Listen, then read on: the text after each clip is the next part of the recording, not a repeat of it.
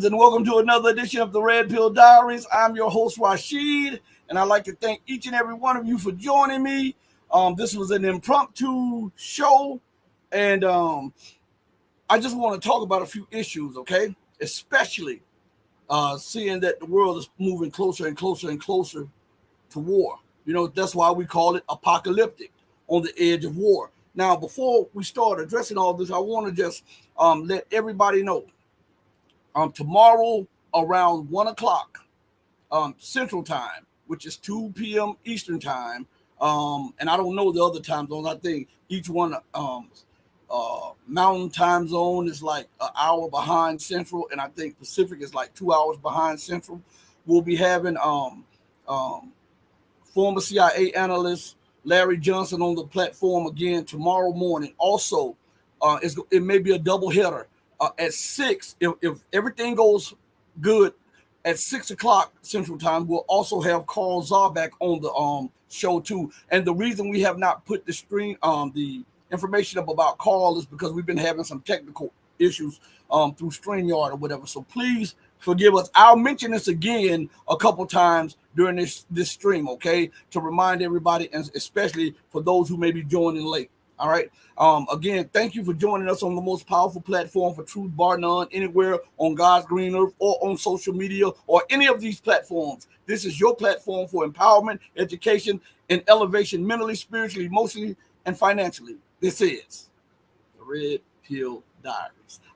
So I want to get into something, okay? You know how we do on the show. We try to empower all of the viewers with definition, with understanding.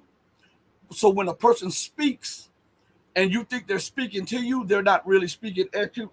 I mean, they're speaking at you and not really to you. And so that's why we are so demanding, and that's why we are so focused on giving you the definition of words. So when I call America and the Western world sociopaths and psychopaths and liars, okay, I do that for a reason. It's because they fit the bill. I'm not going to put a jacket on you that does not fit. I won't do it. But if you look at the actions of America, and specifically America's politicians, they fit the bill of psychopaths and sociopaths, okay, and liars. So before we go, and we'll go back to these definitions off and on, but before we go into the news that bears witness to the definitions, and the latest stuff that is going on globally, be it politically, geopolitically, or economically, or even culturally, let us go into definitions, all right? According to the dictionary, the word liar is a noun, and it means a person who tells lies. Similar definitions for it is a deceiver, a fibber, a falsifier, a teller of lies, teller of untruths, perjurer. That's what a liar is according to Google's definition, okay? Let's run that back again, because this is very important as we talk about the news and what comes out in the news. With an understanding of this, then you can measure and judge whoever you deal with, be it a person or a government or an institution, okay? So that word liar is a noun. It means a person who tells lies. Similar, a deceiver, a fibber, a falsifier, teller of lies, teller of untruths, perjurer, right? What is this popping up on my screen? This is, I think, StreamYard is tripping right now. Hold on 1 second. Let me correct something. My screen just blacked out. For those of you who are listening, hey, forgive me. Hold on 1 second. My screen just blacked out. Oh, come on, bro. Don't do this to me. You might be able to see me, but I can't see anything. Hold on 1 second, everybody. What just happened here? Hold on. Let me see something over here. Let's see if I can get this back. Okay. I guess what I was saying was something that they did not want. So they messed with the screen, but we're going to go back. remember the definition of what I'm saying to you. Rashid, I see you in the booth. I'll bring you in. I got to get my point across. I just started live. And my co-host Rashid is in the booth. So I want everybody to know this. And we'll bring him up on the screen in a matter of minutes, okay? When we're dealing with America, American politicians, American leaders, European leaders, European institutions, American institutions, and European politicians, the word liar is one of the best words to fit the description or the bill of these people. So let's go back into the definition before we were so rudely interrupted by either StreamYard or YouTube, whichever one, I don't know.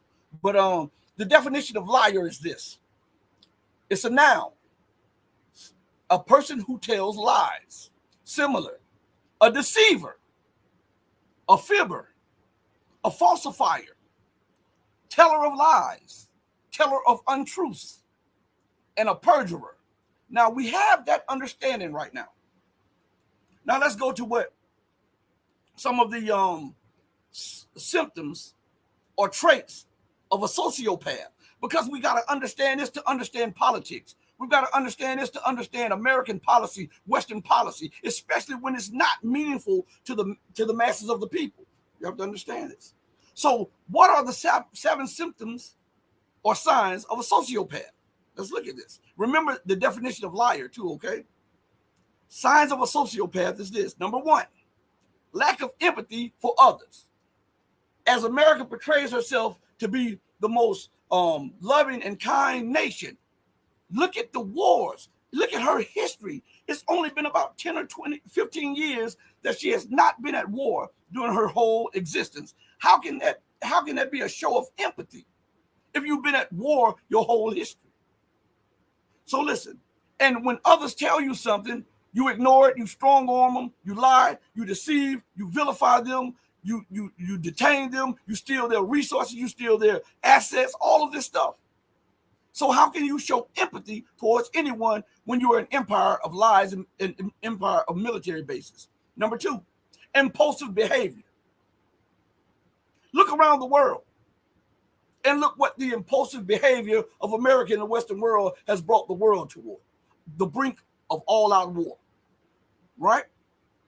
Number 3, attempting to control others with threats or aggression. What is she doing with China in the South China Sea?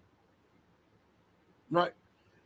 She is threatening China on China's doorstep and then flipping it like a sociopath does and says that China is the belligerent and aggressive one. She has military bases dotting Iran encircled Iran, and Iran is the harbinger of terrorism. How is that? Look at Syria. America just stole another 100 truckloads full of wheat, oil, and gas from Syria just today. Today. Look at Iraq. The government and the people have demanded for America to leave, and what happens? She ignores it.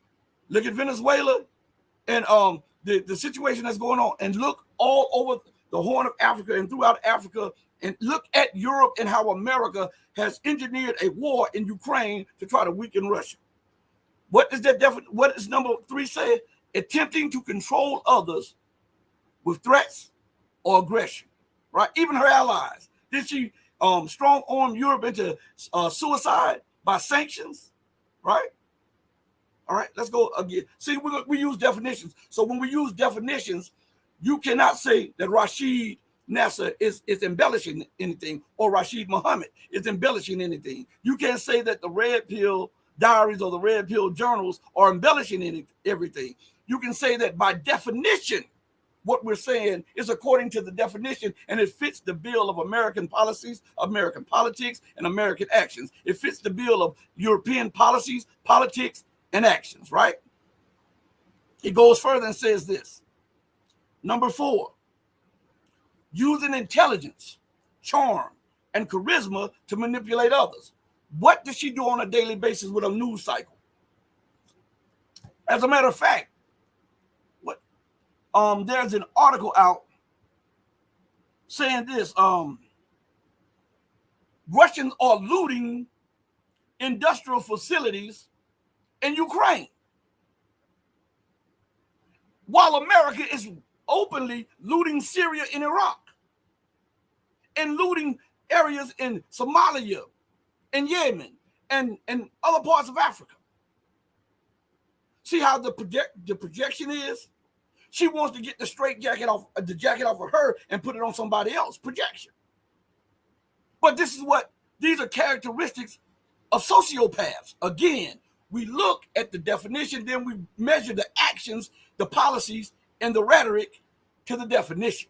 And then we can get a better understanding of the thoughts, motives, and moves of a person, an organization, or that said nation or group of nations, right? I see you in the chat engaging. Rashid was knocked out of the chat.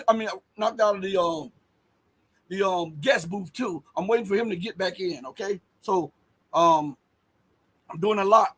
I'll be with the chat in just a second, and thank you all for joining me again. And I got to say something to you all again that's very important for tomorrow. Okay, so give me a second.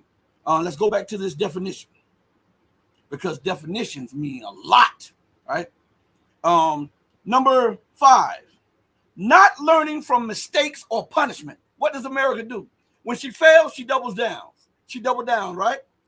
She does not know how to deal with people on a equal footing or a fair field, fair level, right? And what does she do? What does she do? She does not learn from her mistakes. She sees what is going on with the loss of hundreds of thousands of lives in Ukraine, the loss of life all across Africa through her policies, and Asia and the Middle East. And what does she do? She doubles down, right? And then let's go to something else. Number 6, lying for personal gain. What? Russia is aggressive. There was no justification for Russia to attack Ukraine. There was no justification for China to send warplanes up off of its coast in its airspace to confront a belligerent U.S. spy plane that was flying 12 to 14 miles off China's coast. China is belligerent, lying for personal gain. I'm going to put the jacket of aggression, tyranny, war, and provocations on the people that I intend to provoke, make war on, subjugate, and eventually balkanize and rule. But when I do it, it's for humanitarian reasons.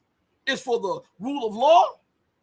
It's for the right for nations to have free passage and navigation, even though you are not a signatory to any of the international rules on that.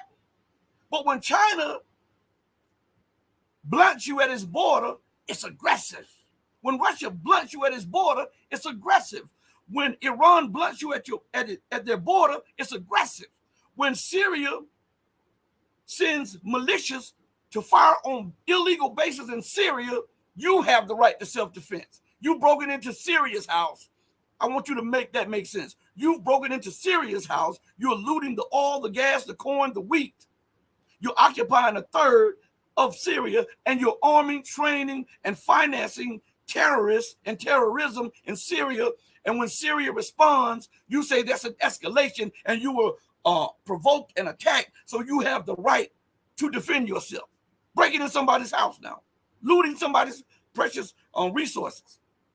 You have the right to defend yourself. See what the mind of a sociopath? We're going by definitions. Okay? It goes on. And Rashid, please get back in the Oh, Holly, I know. I see you. Shout out to Holly. Shout out to Joel. Shout out to Kabuta. Thank you all in the chat. I'm gonna get to the chat in a few minutes, okay? And Rashid, if you're watching, please, man, get back in the guest booth. I'll bring you in a second.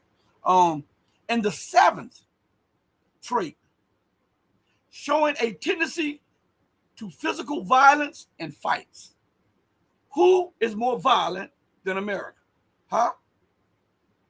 Tell me that. We don't even have to look at her foreign policy. Look at her domestic policies. Because remember, the foreign mimics the domestic, and the domestic mimics the foreign. She's aggressive at home. She's aggressive abroad. She's threatening at home. She's threatening abroad, right? Right? Am I making this stuff up? These are the characteristics of a sociopath. All right. So I want to bring something up real quick right here. I hope Rashid gets back in there. Let's see. Hold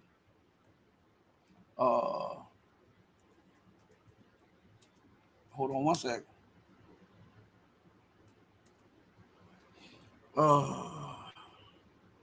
Now this says that I want you to see this so that you'll see that I'm not making this up about being a sociopath. Okay, let's go to that seventh definition again. Showing a tendency to physical violence and fights. Now I put these keywords in. America has been. That's all I put in there. America has been, and the other part filled itself in. It says, and this was, when was this? It says the USA has been at war for 222 years out of its 239 years of history. Now, when was that written? When was that written? And when did this article come out? Would they have it out? And let me, oh man, this is something else here. Think about that. This is what I put in. America has been. That's all I put in. And the rest filled itself out. And it says, since the United States of America was founded in 1776, this country has been in war for 222 years. That is the 90%, 93% of its time since it exists. Since its existence. That means that only 21 years, according to that right there, and we got to add more time to it, but we're just going to go on that right now because that's not updated right now. But we're going to go on this right here. That means only 21 years of America's existence has happened outside of war. And in those 21 years, there were covert operations and destabilization programs. So now let's go back to the last definition right now of the seven. Is more, but we're going to the seven. We're going to go back to that again since we got that understanding. Boy, I tell you what, this is amazing. The seventh says shows a tendency to physical violence. I think it's supposed to say for physical violence, but it says to physical violence and fights. Who has more of a propensity for war and fights than America? 93% of her history. 93. What is going on here? Hold on one second, everybody. Hold on one second. My screen is freezing up again. Rashid, please get back in the thing. I guess we're starting to make somebody mad. Okay? Listen. Who has a stronger propensity for war, violence, and fights? If 93% of your history has been war making and conducting war, and 21 years have been in covert operations, destabilization programs, and color revolutions, that means when we put it all together, that means the whole of your existence has been war and violence. Because from those assassinations and destabilization programs and color revolutions, that has brought violence, poverty, and uprisings across those lands that you did that in. So when we add it all up, it's been the whole of your existence. I didn't make this up. Oh, my back is hurting. By definition, you're a sociopath and a liar. By definition. Is that not right? Now, before we go further, I'll stop again and say what I was saying at the beginning of the show. Tomorrow at 1:00 p.m. Central Time, we'll have former CIA analyst Larry Johnson on the program. We're trying to iron out the technical difficulties so that we can also have a double show at 6 p.m. with Carl Czar. Okay? 6 p.m. Central Time.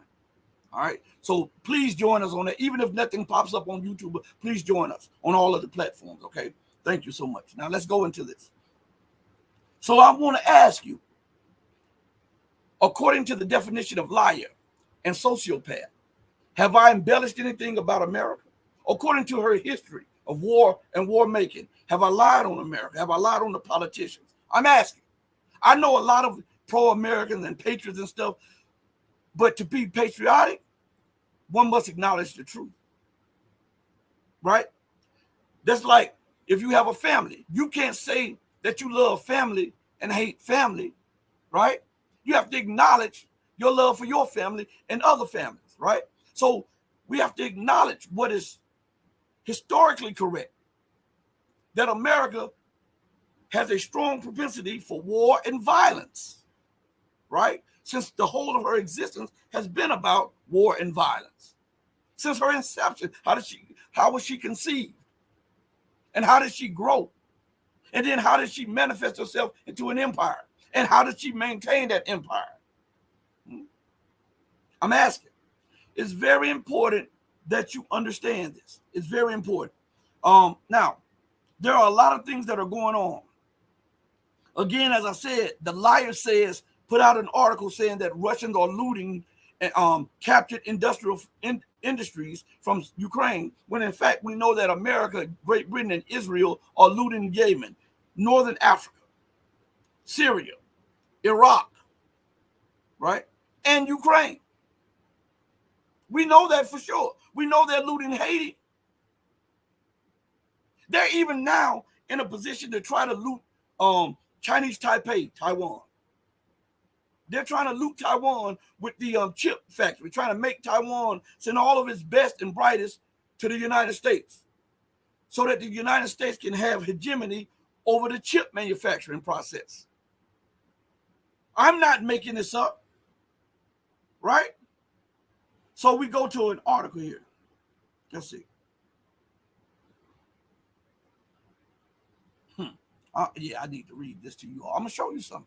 Just a sec. And as soon as Rashid is cleared up in here, I'll bring him in. But look, I want to bring something to you, because I want to show you her propensity for war and domination. Oh, my back.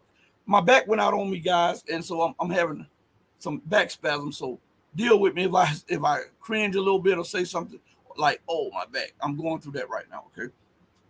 But that's not going to stop the show, all right? There's an article on antiwar.com. It was published December the 15th. And the title of that article is U.S. pushing Hezbollah to withdraw from Lebanon-Israeli border. Lebanon-Israel border. That's what it says. But I guess it was supposed to say Israeli border. All right? There's some gems in this article, okay?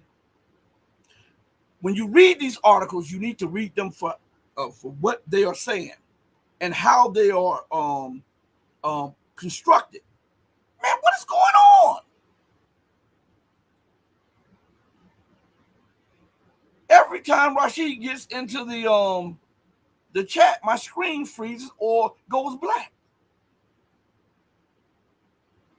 And then it knocks him out. What is going on here? All right. Anyway, let's get to this article.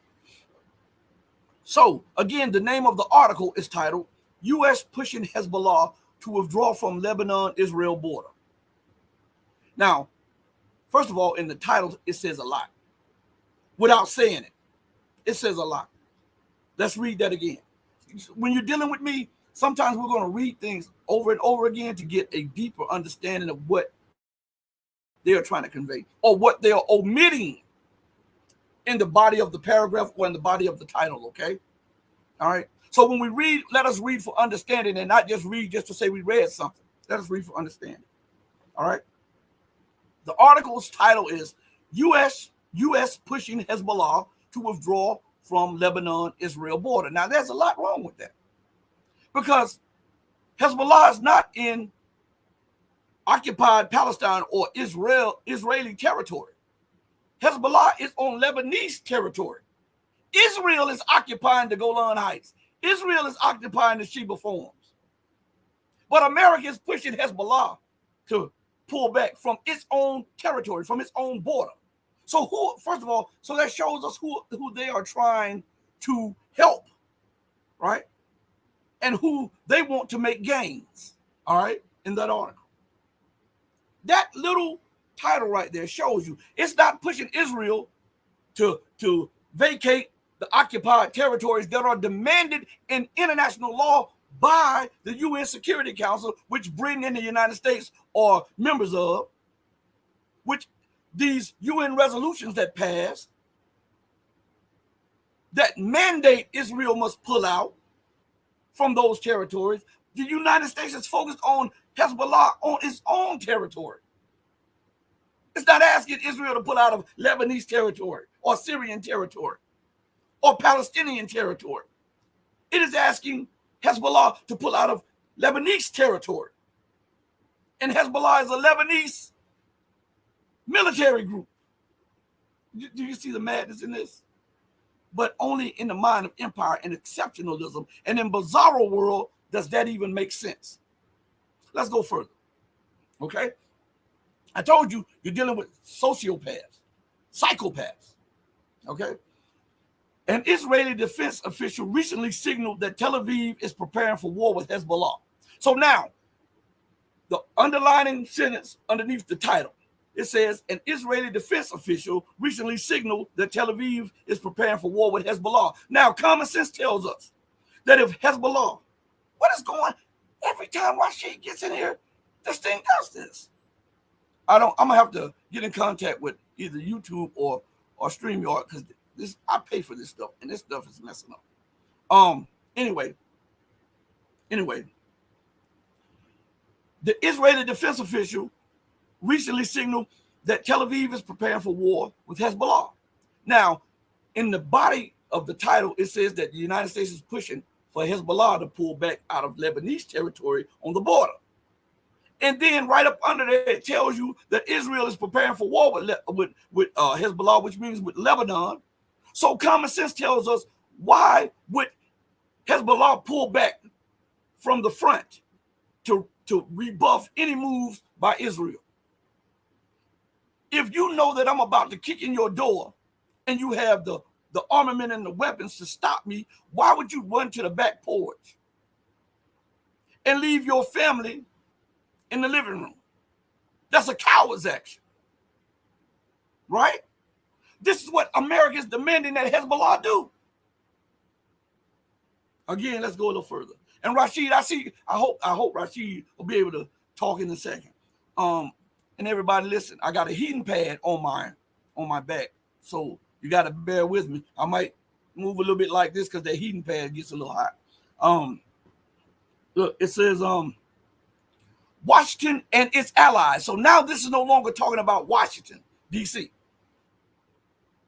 Even though the title makes you believe that it is just it's pertaining to Israel, Hezbollah, and the U.S.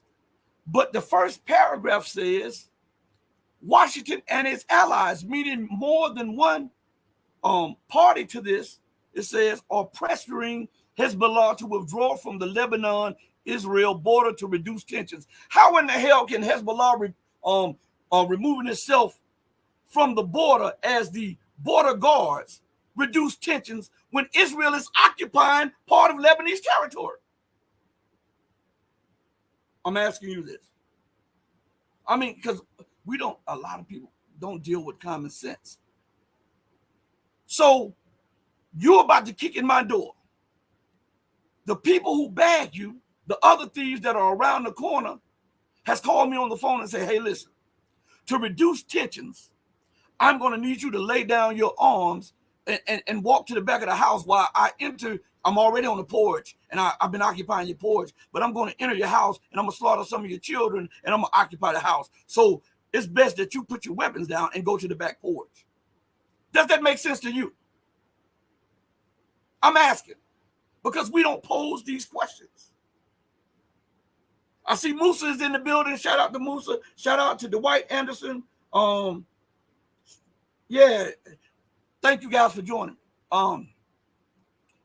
But we read for understanding, and not just to say we read articles.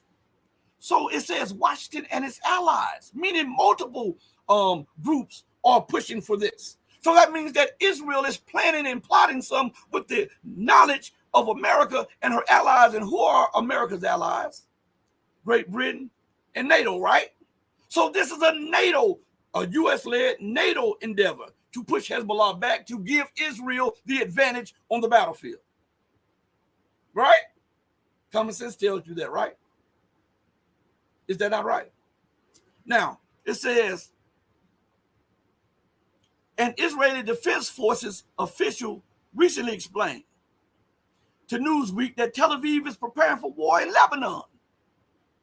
So, right after they say that U.S. and its allies are pushing for Hezbollah to step back, the next sentence says that an Israeli Defense Forces official recently explained to Newsweek that Tel Aviv is preparing for war in Lebanon.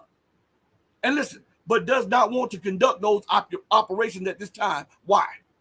Because Hezbollah has a forward position. But if Hezbollah pulls back, it gives Israel the initiative to initiate the operation that it has been planning at its own choosing. It's right there. Right there. Anywar.com. The name of the article is U.S. pushing Hezbollah to withdraw from Lebanon, Israel border. Let's go a little further. I'm telling you, they don't respect your common sense. They don't respect you. For them to write these things, for them to publish these things, and knowing that you will read them, they cannot respect your mental capacity, your understanding. Man, I'm telling you, these people are something else. I told you they were liars and psychopaths and sociopaths. Oh, my bad. Oh.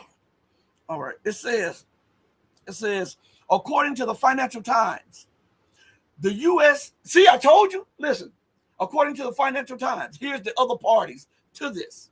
The U.S., the U.K., and France are exploring ways to convince Hezbollah to pull back from the Lebanon-Israel border in a diplomatic push to prevent a full-blown conflict erupting between the militant group and Israel. It calls Hezbollah a militant group when Hezbollah has a political wing, which is the majority in Lebanese politics and parliament, right?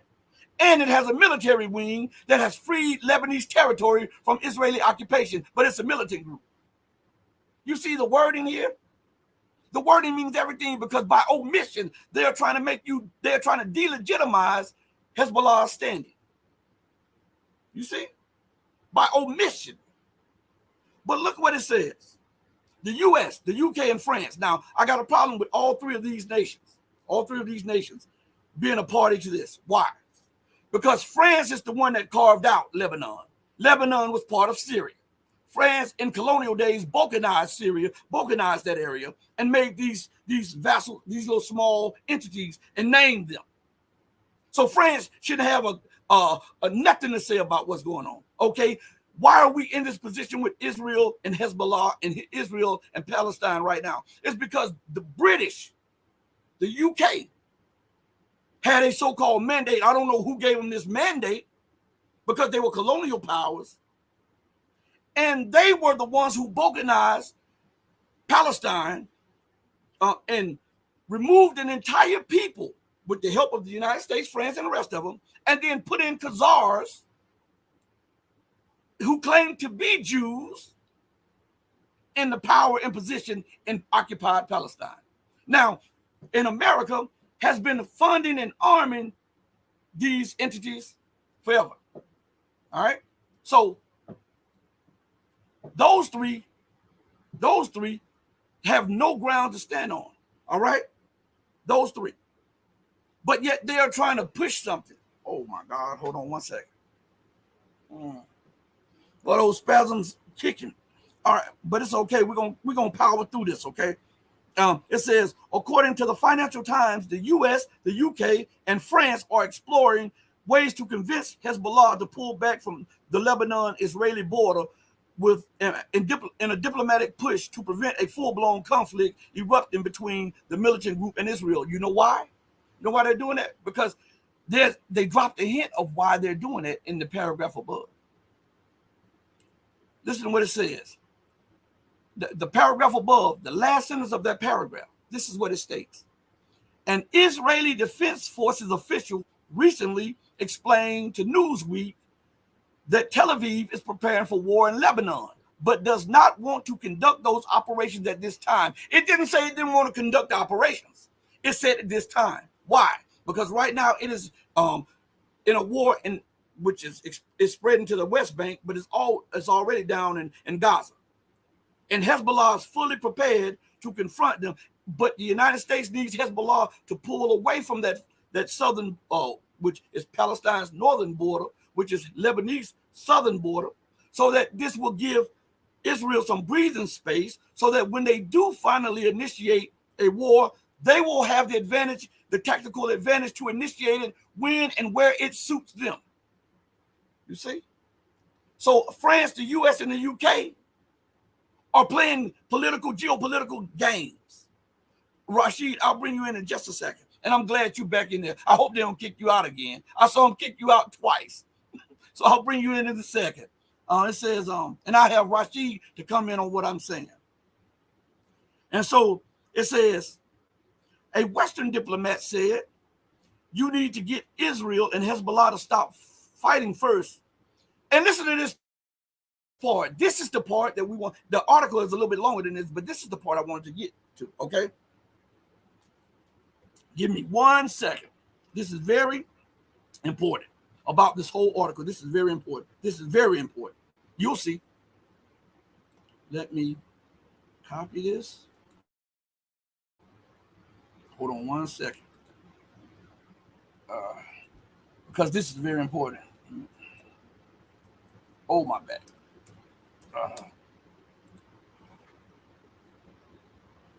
All right, there we are. All right. So let's go back to this article.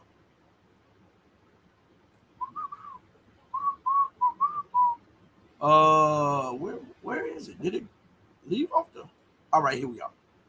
It says a Western diplomat said, "What in the world is going? Come on, YouTube and StreamYard! Stop this, YouTube and StreamYard!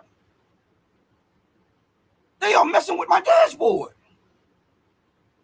Anyway, man, I tell you. Anyway, it says a Western diplomat said, "You need to get Israel and Hezbollah to stop fighting first." Listen to this. Stop fighting first. And you need to get Hezbollah to acquiesce. Keyword, acquiesce. All right. According to the dictionary, the word acquiesce means it's a verb. And it means accept something reluctantly, but without protest. They want Hezbollah to accept all of Israel, France, the US, and the UK's demand, and don't protest or say anything else about it. And the definition goes on and says, similar is to permit, to consent to agree to allow, to assent to, gives one consent to. They want Hezbollah to allow Israel to make war on Lebanon. Isn't that crazy? That's crazy as hell, right? But that's in the article. So I'm gonna bring Rashid in, and hopefully they don't kick him out, like they've been doing. And I have him to comment, because it seems like they want to get rid of Rashid. Oh, my back. Oh, let me bring him in. How you doing today?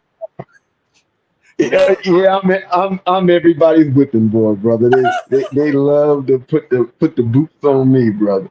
Yes, sir. Go But ahead, what you're brother. saying, Go ahead. You have the but floor. Go ahead. what you're saying is, as we've been said before, Israel is a European project. All of Europe leadership is with Israel. I don't give a damn if they kill 1 million or 2 or 3 or 4 or 5 or 10 or 100 million Arabs. They don't care nothing about none of them Arabs. But them Arabs sitting up here trying to acquiesce and be a brotherhood to somebody that hates their guts. They care nothing about that. And as we said before, the Europeans is the one that set up those countries. The Jordanians, Egyptians, Syrians, and they were all just Muslims under the Muslim Ummah. So what makes one person sit up here and think that, oh, you are an Egyptian, you're better than the Assyrians, you're better than the Jordanian? He made up all of them, divide and conquer. It's where he ruled. And these people, They're not that sharp to understand that the man is sitting there against all of you. He don't care nothing about none of you. I remember Minister John was talking about a scenario back in the 60s. He was talking about that he got the long tail rats mad at the short tail rats, right? And the exterminator laying poison to kill all of them. But they ain't mad at the exterminator. They had it that the short tail rats are mad at the long tail rats. And so they're ready to go to war with one another. The, the, the European is very sharp in the ways of divide and conquer. You got to give it to him. He's sharp than all those people over there. Yeah. And then he put them puppet leaders in that sit up and will take bribes. How in the world can you call, as I was saying about with the brothers, how can you say you are sons of the prophet when you sit back and let the Christian and the Jew kill Muslims and you do not? I'll run to the you and you sound like a coward. That's all you sound like, a grade A coward.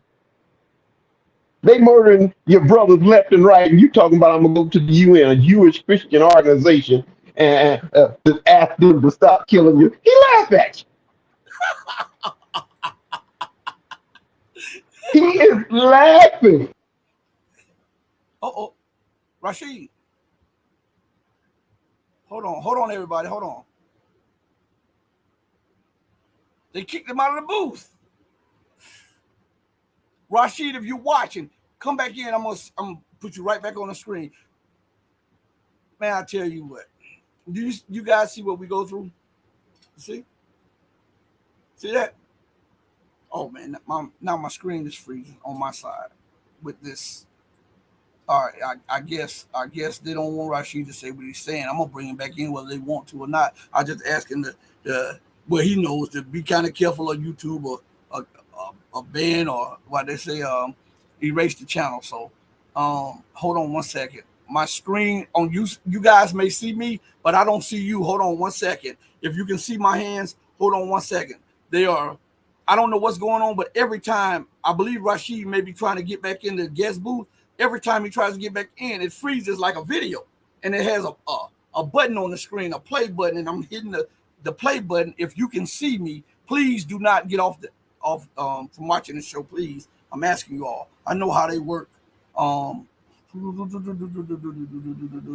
They do not want this channel to grow. Let's see.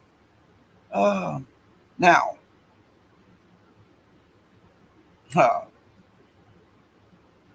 yeah, Holly, I see it. My screen is up.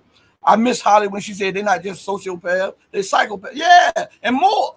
Let me bring Rashid in. Hopefully, I see Rashid. Rashid, hold on one second. I'm hitting the add to the stage thing, and it's not letting me bring you up. Hold on one second. Come on. The heck? Hold on one second, Rashid. This now you guys see this live on there. Now I want to ask you guys something. Do they do that to those larger channels? Do they do that to the channels that are like this? That should show you something. Let me see something. Rashid, you might have to sit there in the booth for a minute. Let me refresh the screen in a second and see if it'll let me bring you up on the thing. Hold on. Everybody, if I go off when I'm refreshing the screen, just stay where you are. I'm not out of the booth. It just does that. Give me a second. Let me try to refresh.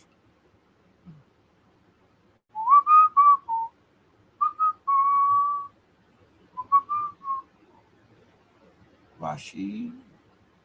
All right, let's see if it'll bring him on. I see him. All right, Rashid. You're back up there. Okay. I didn't. So, what? Rashid, if you're watching on your TV, come back in. We're going to do it again. As many times as they knock you off, we're going to bring you back on. We're going to bring you right back in. As many times. So, guys, you see what's going on. So, listen. They are bombing. Here we go again. Let me take a picture of this. I want to show the people this so they'll understand what I'm saying. Hold on, everybody. Let me take a picture of this. Let's see. All right, hold on 1 second, everybody. Um, 1 second, so everybody will see that what I'm saying is not a lie. Let's see. Alrighty then. Let's see.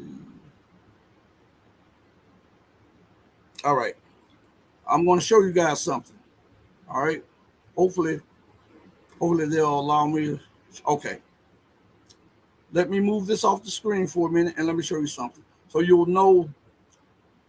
All right, every time Rashid tries to get into the booth, this is what comes up on my screen, and my screen freezes where I can't see for a minute, and then you'll see down in the guest booth by me is a blank screen is where Rashid is coming in. So I want to show you guys something. Hold on, let's see if we can. Let's see. You see that?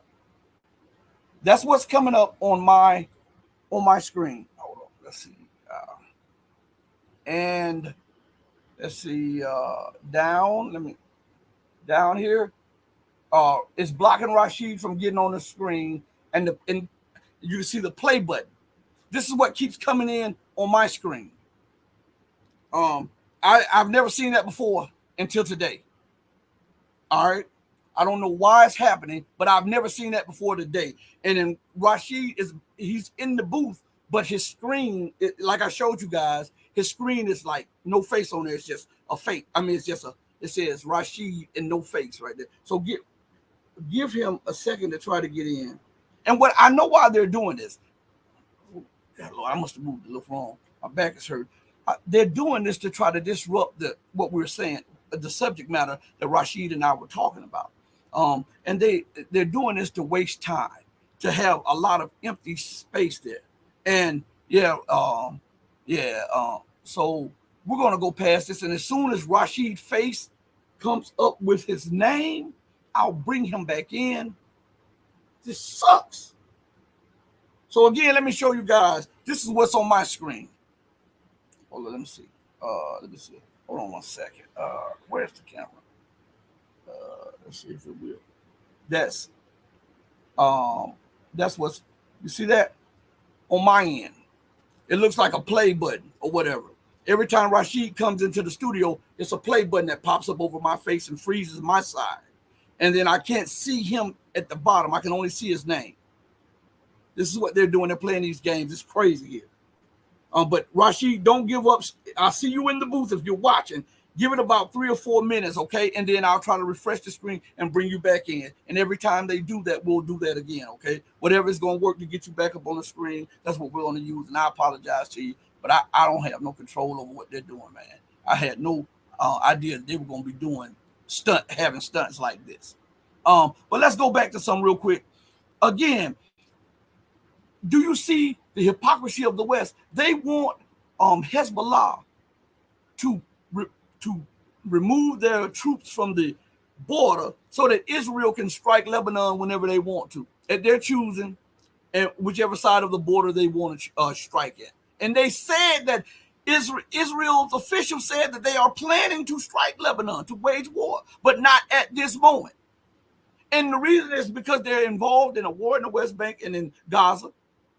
And they know that if things continue to escalate, these shields of leaders in these Muslim countries, they'll be forced by the population to intervene whether they like it or not. And they know that Hezbollah has the military capability to not only rebuff Israel, but to go on the offensive and capture occupied Palestine, some of the occupied Palestinian land. They know that. So they're trying to put Israel in the most favorable position to the detriment of all of the nations around and all of the militaries around. That is insane. And this is in an article. And nobody said anything about this. I was reading this last night. Something just told me, go to anywar.com and check, because I rarely go there anymore. And I just check and see which article's up there. And this headline caught my eye when it says U.S. pushing Hezbollah to withdraw from Lebanon, Israel border. And I'm saying, what? In the midst of, now I want you to also let us add this, okay, while we're talking about this.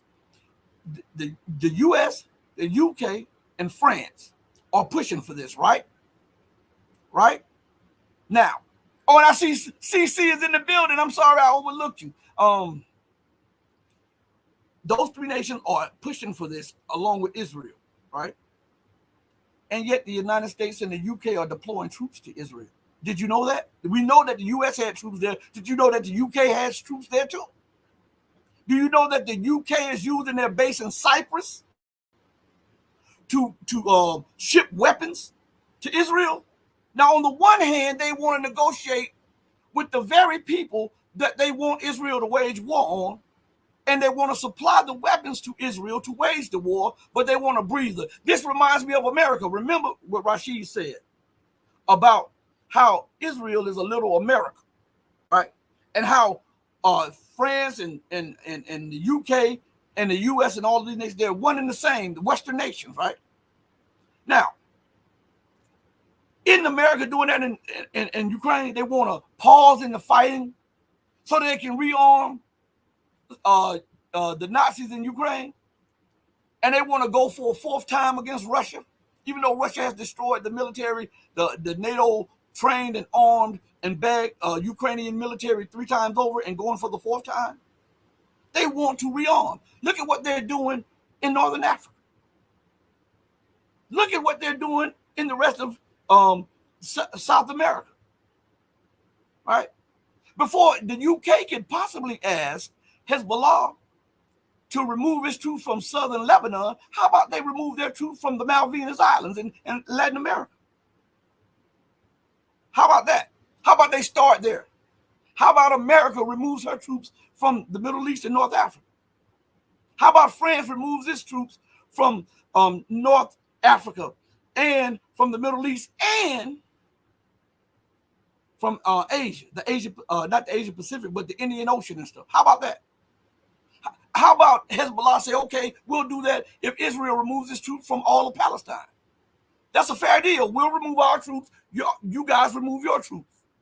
How can you expect me to do all of this sacrificing for your selfish gains and you do none? And you want to continue to bombard these nations, occupy these nations, and wage war with these nations. And the article never speaks about that. Right? Key words in here. And let's go a little further, because I didn't read the whole article, but I did read that. And we'll go a little further, and then I'll try to refresh it again and bring Rashid on. Man, these people tripping. I'm telling you they are. It says, Hezbollah and the IDF have traded fire regularly since October 7th. Hezbollah's leader says the group's goal is to prevent Israel from unleashing its full military strength on Palestinians. Israel has killed civilians, journalists, and politicians in southern Lebanon. Israeli forces have also used American-provided white phosphorus against its neighbor to the north. The U.S. has ratified Protocol 3, the Protocol 3 international treaty, which bans use of such incendiaries, but Israel has not. So how does the United States get around that? Well, we didn't use it. We gave it to Israel. Israel used it on the Palestinians. Israel used it on the Lebanese. You see how America and the UK gets around these laws that they want everybody else to follow, right? Whenever they want to sign a peace treaty or a weapons treaty, it is for them to, if they are behind and they want to try to have a technical gain, a tactical gain, or technological gain. They want to either catch up or surpass you in that field. So they want that treaty to be a hindrance to your progression in the field that they signed the treaty with. That's the only reason they signed the treaty. Look what happened to all of the post-world and pre-war Cold War treaties that the United States signed. As soon as they thought that they had the advantage fully in every field, guess what they did? They pulled out of the treaties. And now that they see that Russia has the advantage in the ballistic missiles, in the hypersonic missiles, in the submarines, in the new warships, and all of this, now they're talking about, and they're dropping hints that they may want to sit down and hammer out a new post Cold World War treaty. And they are now trying to involve China in it because China has the largest inventory of intermediate and short range ballistic missiles in the world, which, guess what, holds America's carrier groups at bay if war breaks out. So they want to nullify all of the advantages that China, Iran, and Russia has through treaties so that they can catch up technologically and then away with the treaties. That's what they do. Let me try to bring Rashid back up. Let's see if I refresh it. Let's see if he'll come back up. Yes. Rashid, you're back up. You're back up. I know you heard what I said. Address what I just said on those matters. Well, first of all, brother, when he talks about peace, he talks about a peace is coming. Oh, peace of your land. That's right. I want the biggest piece of it. You talk about the Gaza Strip piece of the Gaza. I want the whole piece of it. Man. Just look at his history, the Europeans' history from the West. How many came and conquered and stole and ripped off everybody? He's not doing. He cannot help himself. I guess this making the person whoever that's monitoring YouTube mad or something, but it's only the truth. Yeah. As we have taught, truth only hurts the guilty. If you're not guilty, then it shouldn't hurt. But evidently, it's hurting real bad. First of all, these people, these Western countries, everything they got, they stole from somebody else. And if they don't keep plundering, then he will lose. That's what that is. He's stealing everything that's not tied down. And the post-Syria Arab over there, he's not your friend. He don't care nothing about the Jordanians, the Israelis, Jordanians, Iraqis, Iranians, Egyptians, care nothing about none of them. If it was left up to him, he'd annihilate you all. Mm-hmm.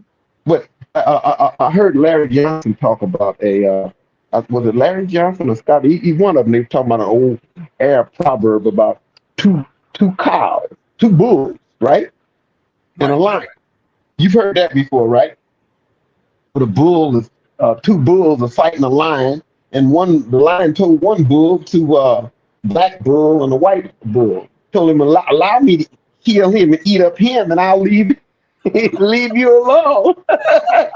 And after the lion and devoured the white bull, then he got hungry and back. He got hungry, and next, guess who he's willing to attack then? And this is what the thing of it is. If they're not smart enough to understand, now is your time to get rid of Israel. He's weak. Don't sit back and let him talk you out of not taking revenge or not taking war against him. Because if you allow him to buffalo you and with his words, the next thing you know, what he gonna be just like that bull. He gonna turn around and eat you up. He done said that he gonna get rid of Hezbollah. He want to get rid of Lebanon. Yeah. And then all of this nuclear bomb, don't be afraid about that. He can't nuclear bomb you, because that's right next door. I'm a nuclear bomb my next door neighbor. What's gonna happen? I'm gonna die. They should be sharper than what they are, and the people should rise up and get rid of them puppet leaders. Once again, the West put in all of those leaders.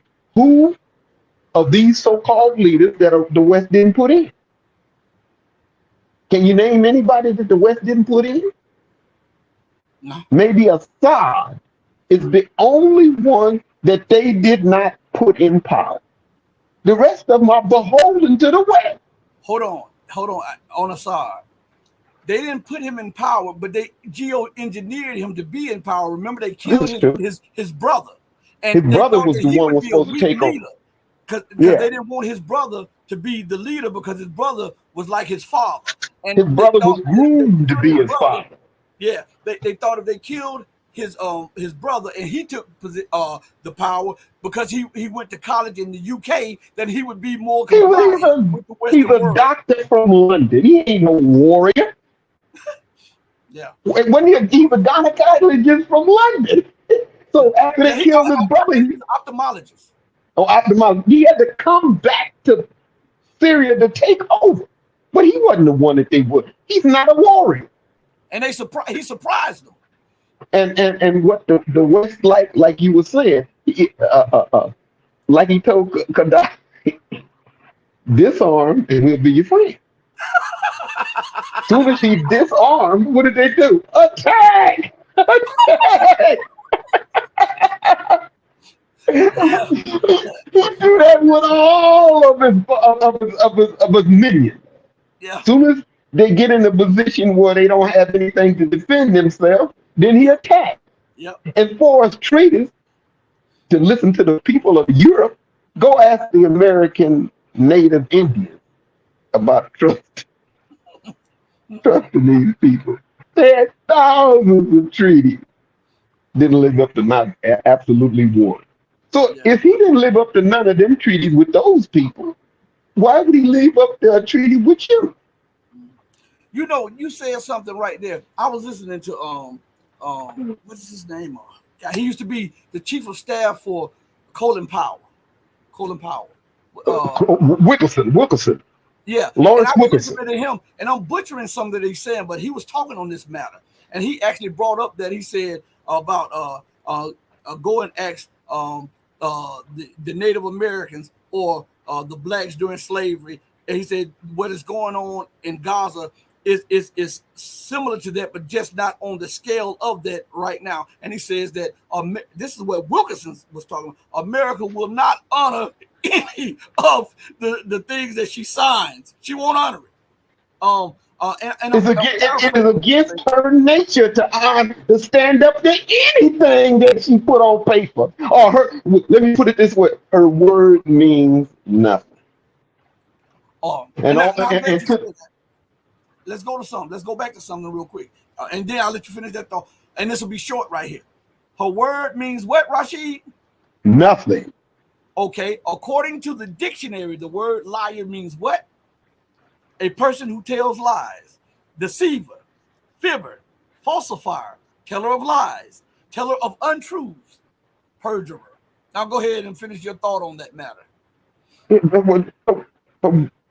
Her word is just as good as her money. The money is nothing and she nothing. Here's China sending billions and billions of dollars of goods to America.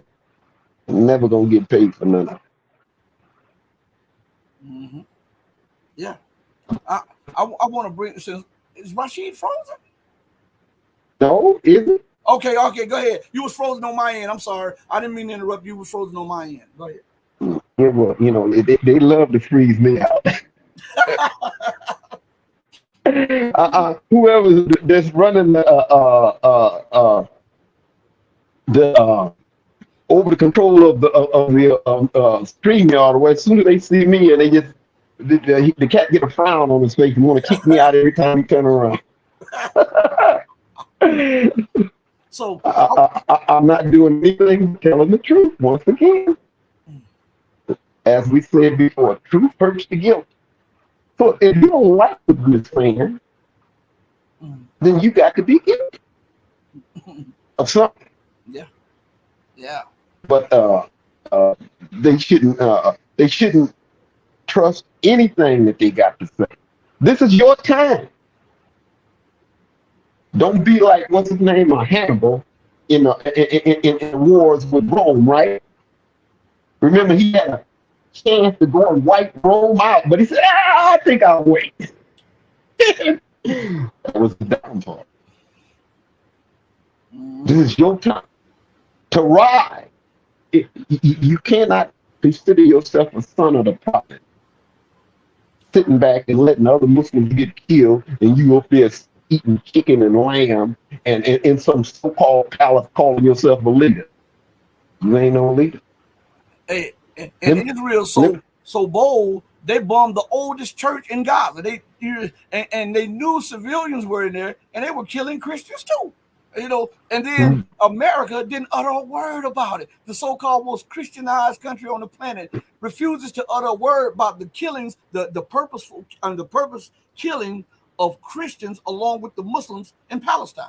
That's crazy. What would the prophet say if he was right next to you, these so-called leaders or whatever of the Middle East, you call yourself a son of the prophet. What would the prophet say if they're killing other Muslims and you sitting back doing nothing?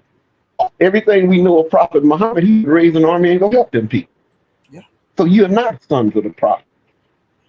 They're lying. Well, And especially though, huh? you know that the Saudi, the House of Saud, you know that they are not. You come on, Rashid. Yeah, come on. You know that the House of Well, Saud, you, well, they're not even Muslim. They just pretend. You know that. you have to expose a liar, and he's being exposed. It's not me and you that's exposing him. His own actions are exposing him, and all of them little bitty Emirates that England made up, all them little bitty countries, even Jordan is a made up country, and then put some puppet in there. What's his name? Ray McGovern say it was an old saying among the intelligence agency that this so-called King Hussein of Jordan couldn't go to the bathroom without a CIA analyst giving the okay. Mm-hmm. Mm-hmm. Now, do you think he cares for anything other than the one that put him in charge? He cares nothing about it. Same thing with them Saudis and that traitor Sissy and all the rest of them puppets over there. This thing is mushrooming, and when it concludes, all of them will be probably get on the plane and run to Europe or America. And you know what? And I'm glad you said that, because there's something that took place that's major. You know, we know that the United States deployed a carrier group to the I think it was not the Red Sea. Red Sea? The Red Sea, but the sea what is it? Gulf of Aden too. They deployed a carrier group. But here's something very important that took place that nobody talks about. Let me pull this up real quick, because this has everything to do with China, right? And remember, China wants to be the broker of peace. The Chinese have openly stated where they stood and how the Palestinians must have their land back and all of this stuff. This took place, I think today. Hold on, this is very important, everybody. Let me try to pull this up real quick. I just had it in front of me, and I scrolled down a little bit because I was trying to look for something else. And where is it at? I see that one. Hold on one second, everybody. Give me a second. Remember, all of this is live. Where's the Chinese? And when I tell you about it, I want to read a little bit of it too. Before you get to reading, here it is. The house here it is, right here. Go ahead. The houses are true sons of the prophet. Here these people ain't got nothing, but they're willing to stand and fight. Here these cats with all this equipment and stuff, shaking in their boots. You got to go find them hiding up under the bed. Yeah. Check, everybody. I want y'all to check this out. This is an article. This is the title of it. It's very important. I know people look at the article and they overlook it, but it's very important. I didn't even read the article yet. I saved the article, but I knew that the headlines was something that is major, and it has sent shockwaves around the world. Okay, the title of the article is "Shipping Company OOCL halts all shipments to Israeli regime." That's the headline of it, and it says the Hong Kong-based shipping giant Orient Overseas container line says it has stopped delivering cargo to the Israeli regime amid repeated warnings by the Yemeni army that it will prevent the passage of all ships bound to the occupied territories in the Red Sea in support of the Gaza Strip. Now, this is very important. Remember, why is this very important? China is the largest manufacturer to the world. China is the largest trade partner to the world.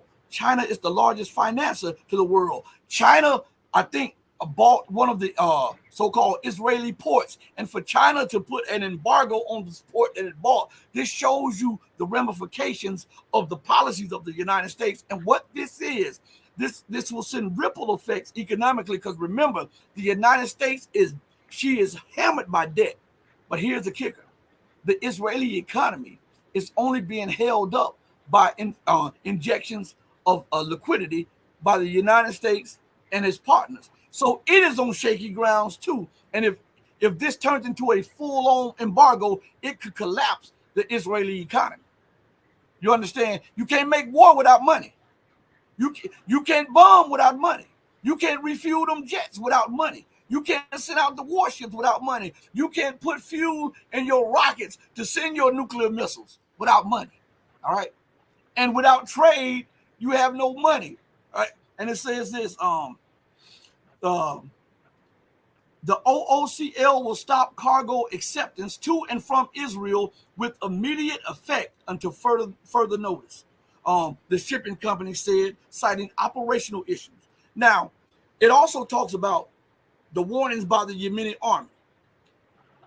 The United States and the Western world, when they report on the missile attacks, the drone attacks from the Yemeni armed forces, they try to delegitimize the Yemeni army by saying the Houthis or the militias of Yemen, right? But these are the fighting forces of that nation, and they have warned that every time there is a strike on Palestine or neighboring nations, that they will involve themselves. Now I'm gonna show you something. They're doing something. They're already under war with the United States. They're under war with UK. They're under war with Israel on their own ground, and yet they are willing to fire rockets and missiles and drones on Israel and U.S. shipping containers and U.S. warships in the surrounding areas. Now, one should ask this question: the United States says that the Houthis are firing at their warships in the Gulf of Aden and in the Red Sea, right? That's right and that's wrong. What they don't tell you is that the U.S., the UK, and all of those nations traverse Yemeni waters without regard of the Yemeni Navy or territorial waters. They do that whenever they want to. And then they label those people bandits or pirates. My guy is in the building. Real Truth Talk is in the building. How's it going, my guy? So there's something major taking place here. Oh, my bad. There's something major taking place here. Something that has economic, political, and geopolitical ramifications that could bankrupt the Israeli regime and that could also force the United States to rethink her policies. But the U.S., you know, she'll fight to the end. It says, the article goes on and says this: the Yemeni army has conducted several such attacks against Israel-bound ships in recent weeks in support of Palestinians who are under brutal attack by the occupying regime. Yemen has vowed they will continue with their attacks until Israel stops its onslaught against Gaza, reiterating that they will only target ships heading to Israeli ports, and all the other ships bound for other ports can freely move in waters near the country. So the article is longer, all right? The article is longer, but what I'm trying to bring to bear is this is a effort by China. China is using the threat. Listen to me good. The Chinese are very patient. They're very smart, and they think things through. And the Chinese use this warning by the Yemeni army to justify the ceasing of shipping ships to the ports in Israel. This can have major economic effects. I'm telling you this, major economic effects. Let's go a little further, okay? Not on this article, but Rashid, what have you to say about this right here? Because this has major ramifications, and I want you to give me your thoughts on this before I move on to something else. You heard? It reminds me of the scriptures that I everybody don't was going understand. to be gathered together. And So go ahead, Rashid. Oh, they took him off the they took him off the screen. Man, I tell you what, YouTube, not YouTube, but StreamYard, you tripping right now. It says, let's see. Holly, let me go back. Holly says, yes, what are they doing with our health care? Hey, it's something else. Oh, here's that thing popping up on the screen again, blocking out my screen. Oh, Lord. Everybody that's listening, the same thing that I showed you on my phone is happening again. Hold on 1 second, everybody. Hold on. Hold on 1 second. There, my screen is frozen, everybody. I'm sorry, I can't see anything. Hold on a second. Jeez, man. StreamYard, I'm gonna have to report. I'm gonna have to complain about this. All right, here we go. It says, Flying Crocodile 46 says, the world's 4 biggest shipping lines have all announced suspension of their service to the Gulf Straits. Now, see, I didn't know that. I didn't know that, Flying Crocodile. Come on. Oh, man. They are freezing my screen. My screen is blacked out, everybody. I'm sorry. My screen is blacked out.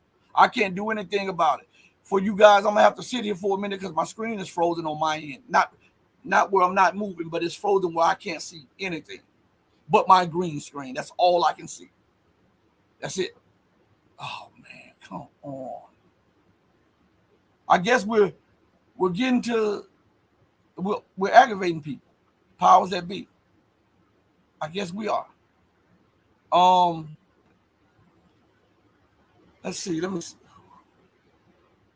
see it. Okay, it popped off. Okay. All right. Now, I see Rashid back. He's right. Let's see. Here in my booth. But his face is not up yet. So I'll continue to do this. So when they finally allow his face to come up in a thing, I'll bring him back in. Okay. Every time they kick him out. When he tries to come back in, like I told you, his thing comes up with no picture. It's just his name and then an outline. For those who use StreamYard, you know what I'm talking about. It's just an outline. It says the world's 4 biggest shipping lines have all announced suspension of services to the Gulf Straits. Man, I'm telling you, that's major. I did not know that, Flying Crocodile. See, we learn from each other. I did not know that. And man, all I can see is if this thing explodes, which it is, it's going to eventually explode. We're going to start seeing Western nations get sanctioned. Western nations are going to get sanctioned. And then the United States probably will be, well, not probably, will be isolated. And she'll be sanctioned. And I want you to think about all what we're talking about, how China is taking the initiative right here. And China knows that Israel is an extension of U.S. and Western power. That's why they put it there. I want you to understand that these are strategic moves by the Chinese also, because they understand what the United States is trying to do. All right. Let me go and I'm going to bring Rashid in a second. Soon. Hey, I see his hat. I see, they got his hat up, but they don't have his face up. Oh my God. Let's see. As soon as he comes in, I'll get him. And then Holly says, that's why I'm reading comments now, because I'm trying to wait for his full thing to come on. It says, yep, now they have to go around Africa. Oh my God. This means more, they have to buy more fuel at higher prices, which cause the goods to be more expensive, which is a tax on the consumer and a tax on the businesses. Man, in a economic downturn, as a matter of fact, I was just reading something that's in line with this. Look, I get these articles and I save them, and it says, let me find this real quick. It says the EU has already gone into recession. It says the Eurozone industry output falls by more than what they expected. Now, here's something. How are you going to say the European or the EU zone industry or industry zone has fallen more than expected when you made Germany become deindustrialized, and Germany is the economic engine and the manufacturing power of Europe, right? Of course it's going to fall. And Germany is shooting itself in the foot, the leg, the groin, the chest, and the head, trying to be as wicked as America is. And then another article says this that goes along with what we're talking about. Where is it? About by the UK.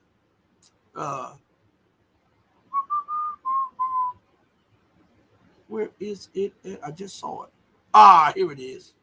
So we just heard about the EU's economic prospects and outlook. Okay, there's an article now out about Britain or the UK, and remember that in this economic collapse, America being the greatest pillar is collapsing too. There's growing homelessness now.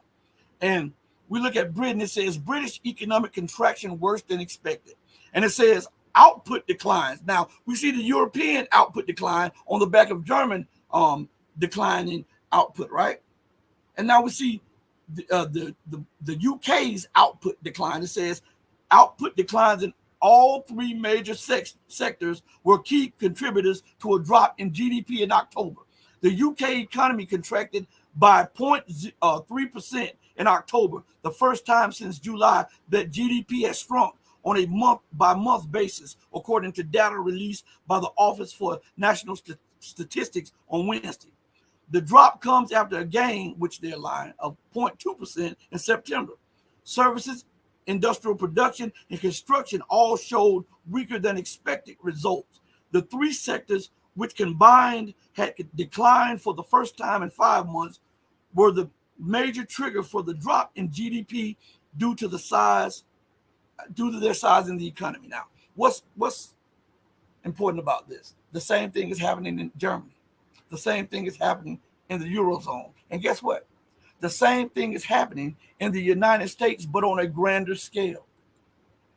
All of this, right? And so this shows us that economically, we're about to, the U.S. and the West is about to collapse. Let me bring Rashid in. I see him up already now. So let me bring him in, okay? Rashid, there you are. There you are. They kick YouTube and StreamYard. You suck. You suck.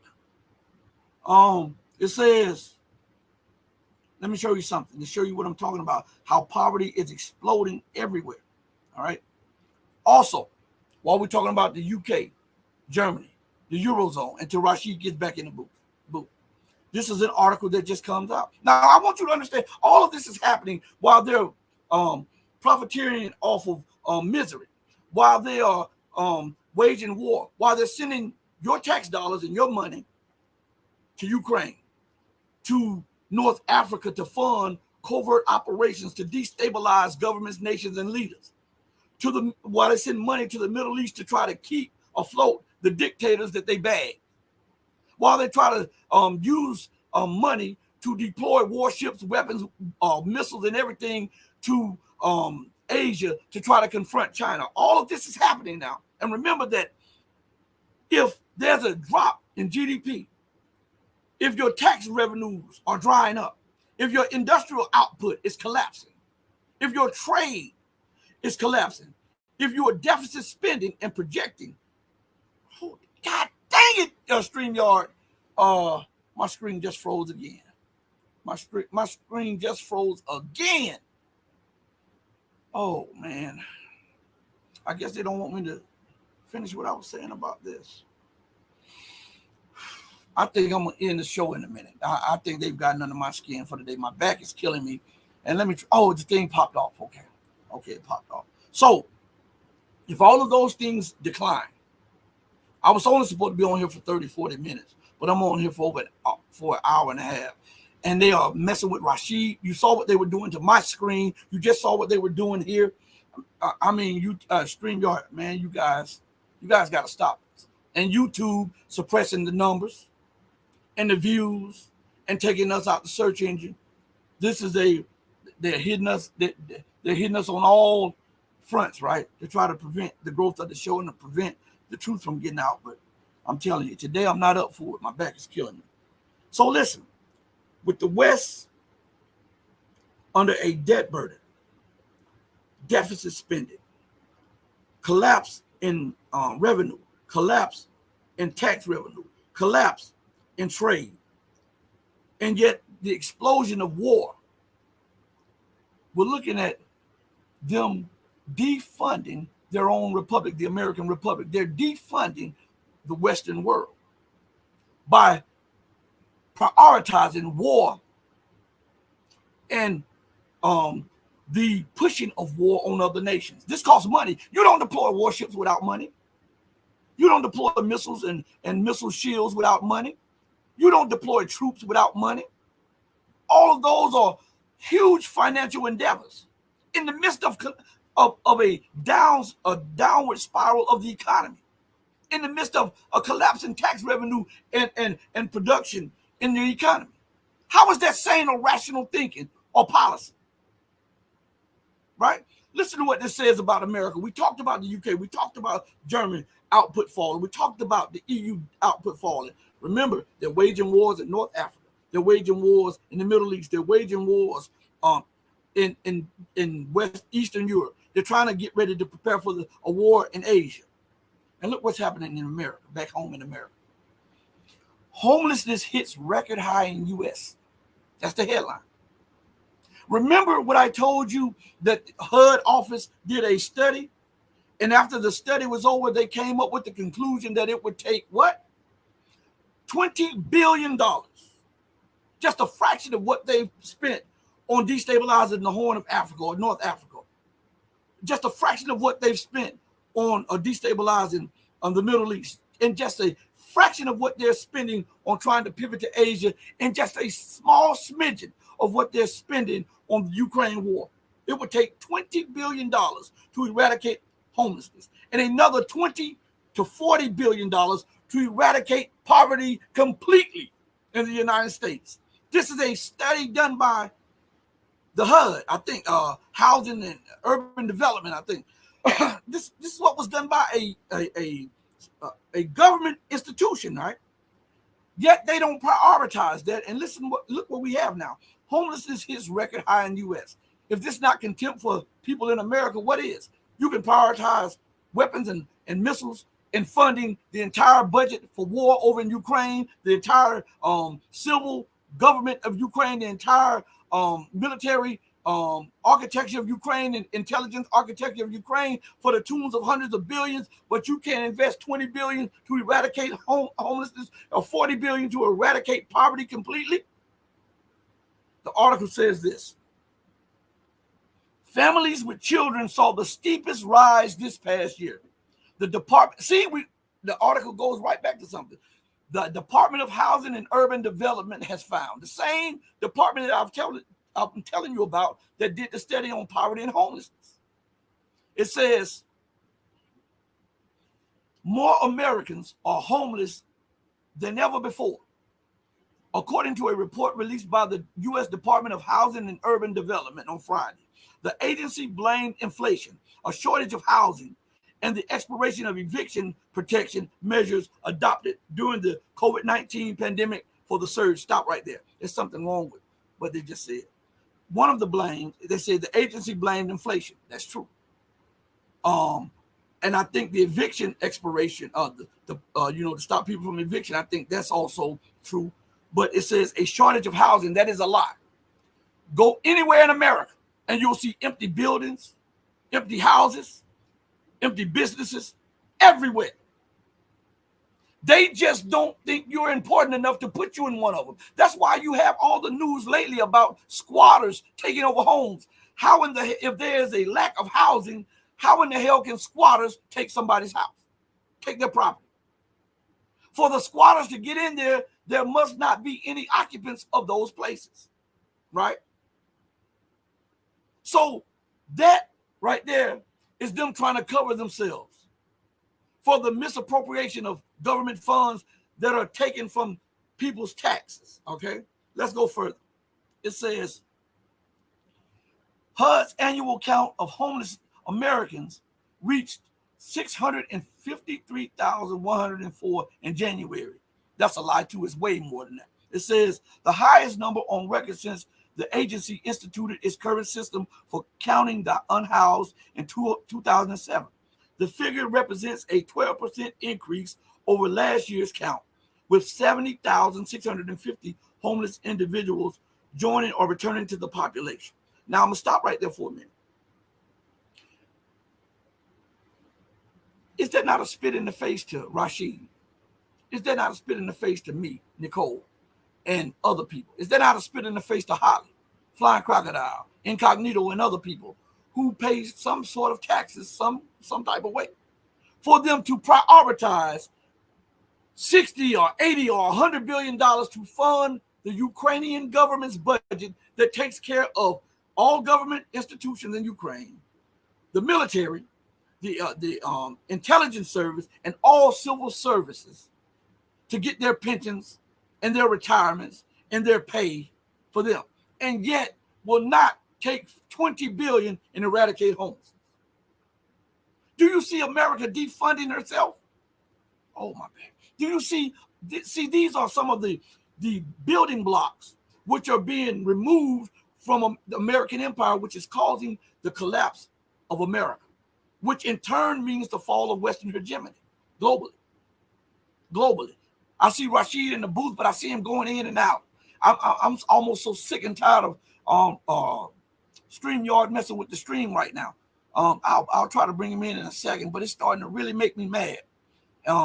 It says, let's see. Incognito says, makes sense. Real Truth Talk says, we hear you, brother, man. I'm glad, because they keep messing with everything. Flying Crocodile says, the Ukraine conflict has driven the geopolitical, philosophical separation of the world. If the Palestinian-Israel conflict is not resolved pretty soon, we will see the separation turn physical. Absolutely. That is a mic drop moment. And I'm going to have to do it gingerly. Boom. Mic drop moment. Let's see. No, Flying Crocodile, it's not about my IT, my software, or anything like that. It's not about that. This is StreamYard. We have excellent everything. And before we get on, we check everything. We've upgraded. We've got new computers. We've got updated software, updated programs, everything. And before we go live on the air, everything is good. So it can't be on my end. And we've constantly dealt with the internet issue. We got the fastest, most powerful internet, period. Okay? I pay a lot for internet service so that we can stream a lot. And so this is on the end of StreamYard or YouTube, okay? Let's see.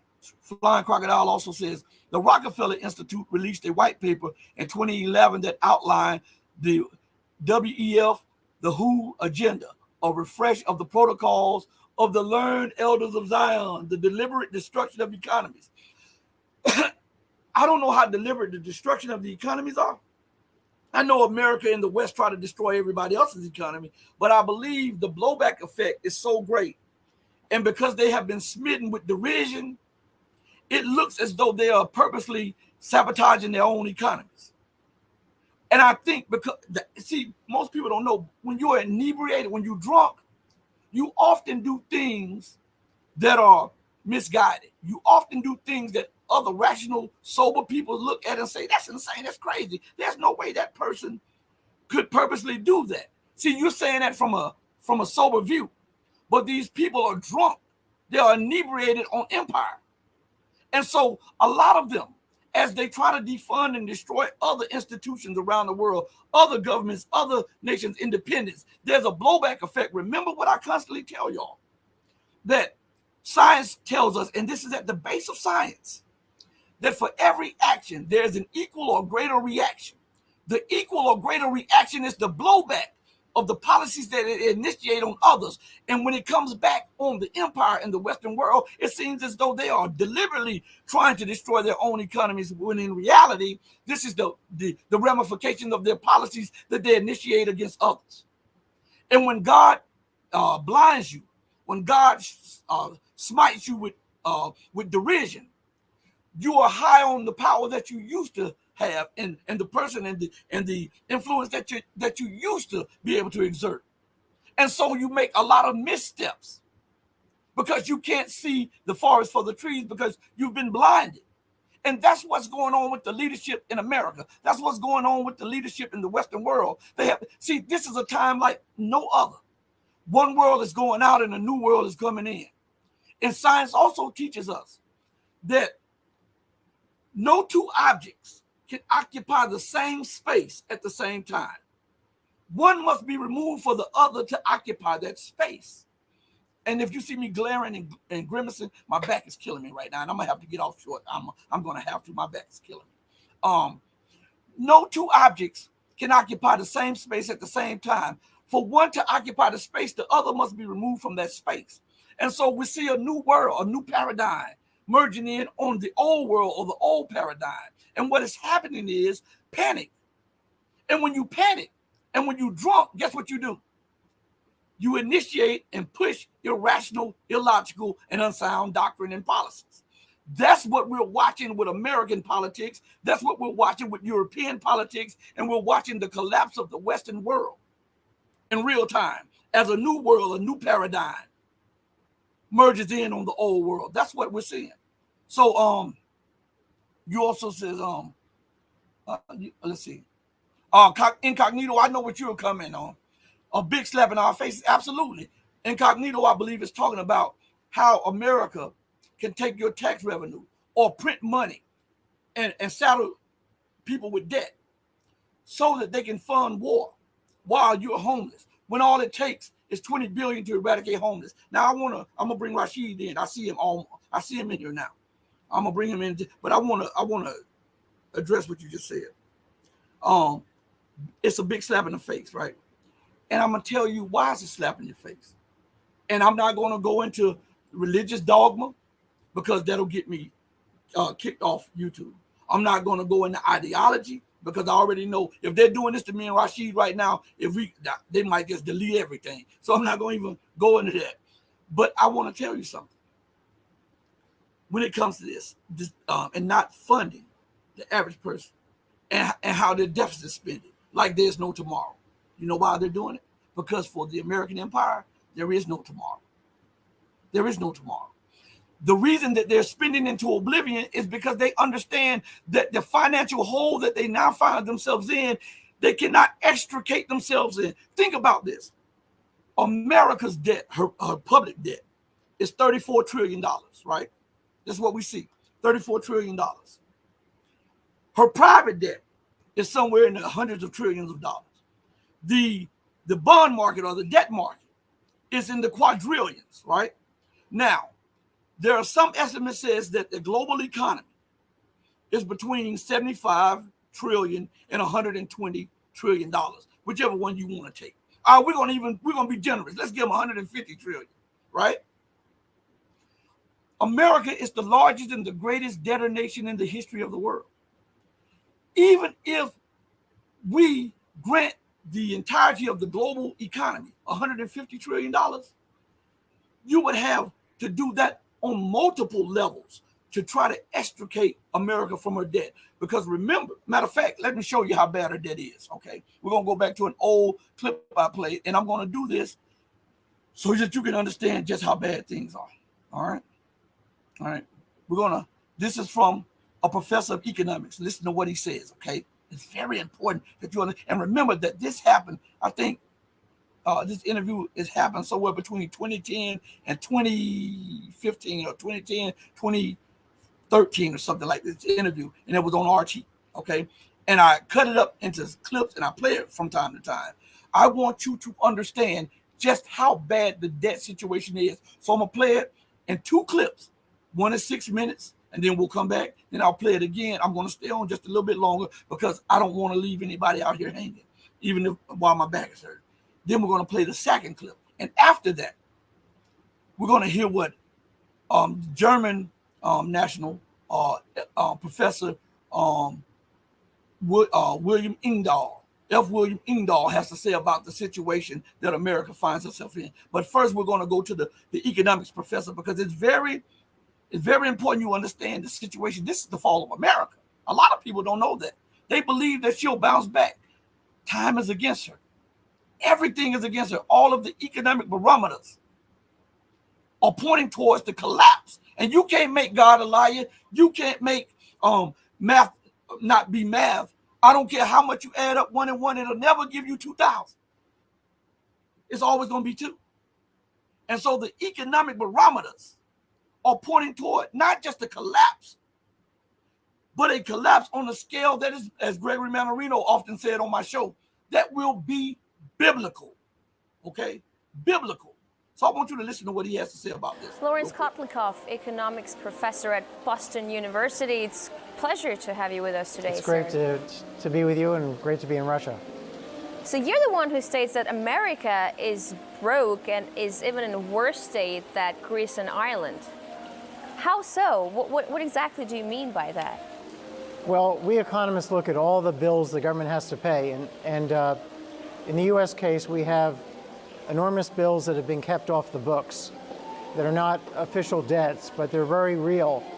For example, paying me my social security benefits, my old age pension, that's a real obligation. It's not part of official government debt, but it's, very important because there are 78 million baby boomers who are going to get these social security payments, and in addition, medical payments from the government. If you look at all those payments, they're about $3 trillion a year. So we have these huge bills. Nobody has thought about paying for them. And Congress and the presidents over the years have just focused on official debt and basically have not told the public about these big bills. You said the amount of the fiscal gap in the United States is, in your estimation, $222 trillion. Is this right? $222 trillion. If you take, this is like an astonishing number, which is like 3 times the world's GDP. This is more than what the world makes. 20 times higher than the official debt in the hands of the public, which is 11 trillion. So if you add all these spending obligations into the distant future, and you compare them with all the taxes, and you include in the spending all the interest payments and principal payments on the debt, on the official debt, you have 222 trillion in present value. Now this is 12% of GDP on an ongoing basis. In other words, we need to get 12% more of GDP, either in tax increases or spending cuts, in order to have the fiscal gap be zero. We're doing far too little too late. It's like operating on a person with cancer, and you say, well, there's a big tumor here. We're just going to take a little bit out today, and we'll come back in 5 years, and we'll take out some more. But maybe in 5 years, the patient is dead because the tumor got bigger. So this is why we are in worse shape than Greece. And Greece, it's about 10% of GDP they need on an ongoing basis. We need 12%. Italy, it's about 5%. Germany, it's about 5%. So when you look at it from this perspective, it's a whole different story than when you look just at the official debt. Because these governments are making choices, word choices, about what to call official obligations and what to call unofficial. So are they intentionally hiding the They're enormity intentionally of the hiding problem? this. They've been spending, in our country, 6 decades running a massive Ponzi scheme, taking from young people, giving to old people, and then telling the young people, don't worry, you'll get yours when you're old. Promising pensions, promising healthcare benefits. And, this is happening in all countries. Even Russia has a pension system, but it doesn't seem to be in as bad a shape as ours in terms of paying for its benefits in the future. But I mean, this number, 222 trillion, I mean, what exactly is this, where is this money going? Who is spending it? I mean, certainly not the average American. What is it, like the 1% of the super rich, the military needs? Where's it going? Where's all the spending? Yeah. Well, you have, again, you've got a lot of old people now. They're getting very high benefits, about $30,000 per person. It's scheduled to go up to about $40,000 when I retire, which will be about 15 years. So you can see that we're just very generous to the old people in our country. What do you suggest? Like cut spending, raise taxes? That would be suicidal to any American president. Well, we have to be adults. If we're running the country, we have to act like adults because our main responsibility as adults is to make sure our kids have a good future. So we have to reduce the growth rate of the benefits to the elderly. And that requires cutting the growth, being much more careful about how much we spend on health care, because it's been the health care benefits have been growing at twice the growth rate of per capita GDP for 40 years. These are the government health care benefits for the elderly. So it can't continue because it's going to kill the country. So we have a huge problem. It's being hidden. It's not being described and discussed, disclosed. And we're in very bad shape. You just mentioned that you need to take care of the future generations. Clash of generations is the term you use to describe what future awaits for American children paying up the debts of their fathers. But the United States, when you look at it, it really has lived on debt ever since World War II, and increasingly so in the past 30 years. And they have somehow managed not to collapse, you know, and they have no problem getting new debt. Why do you think that the new generation won't be able to manage it? Well, over time, the official debt will become bigger and bigger as a share of GDP. And at some point, the Chinese and other people will stop lending us money. And our interest rates will go up dramatically. We'll have a bond market collapse. And at that point, the deficit will get even bigger. The official debt will accumulate even more rapidly. And our government is also printing a lot of money to pay for these bills. So inflation can also take off very quickly.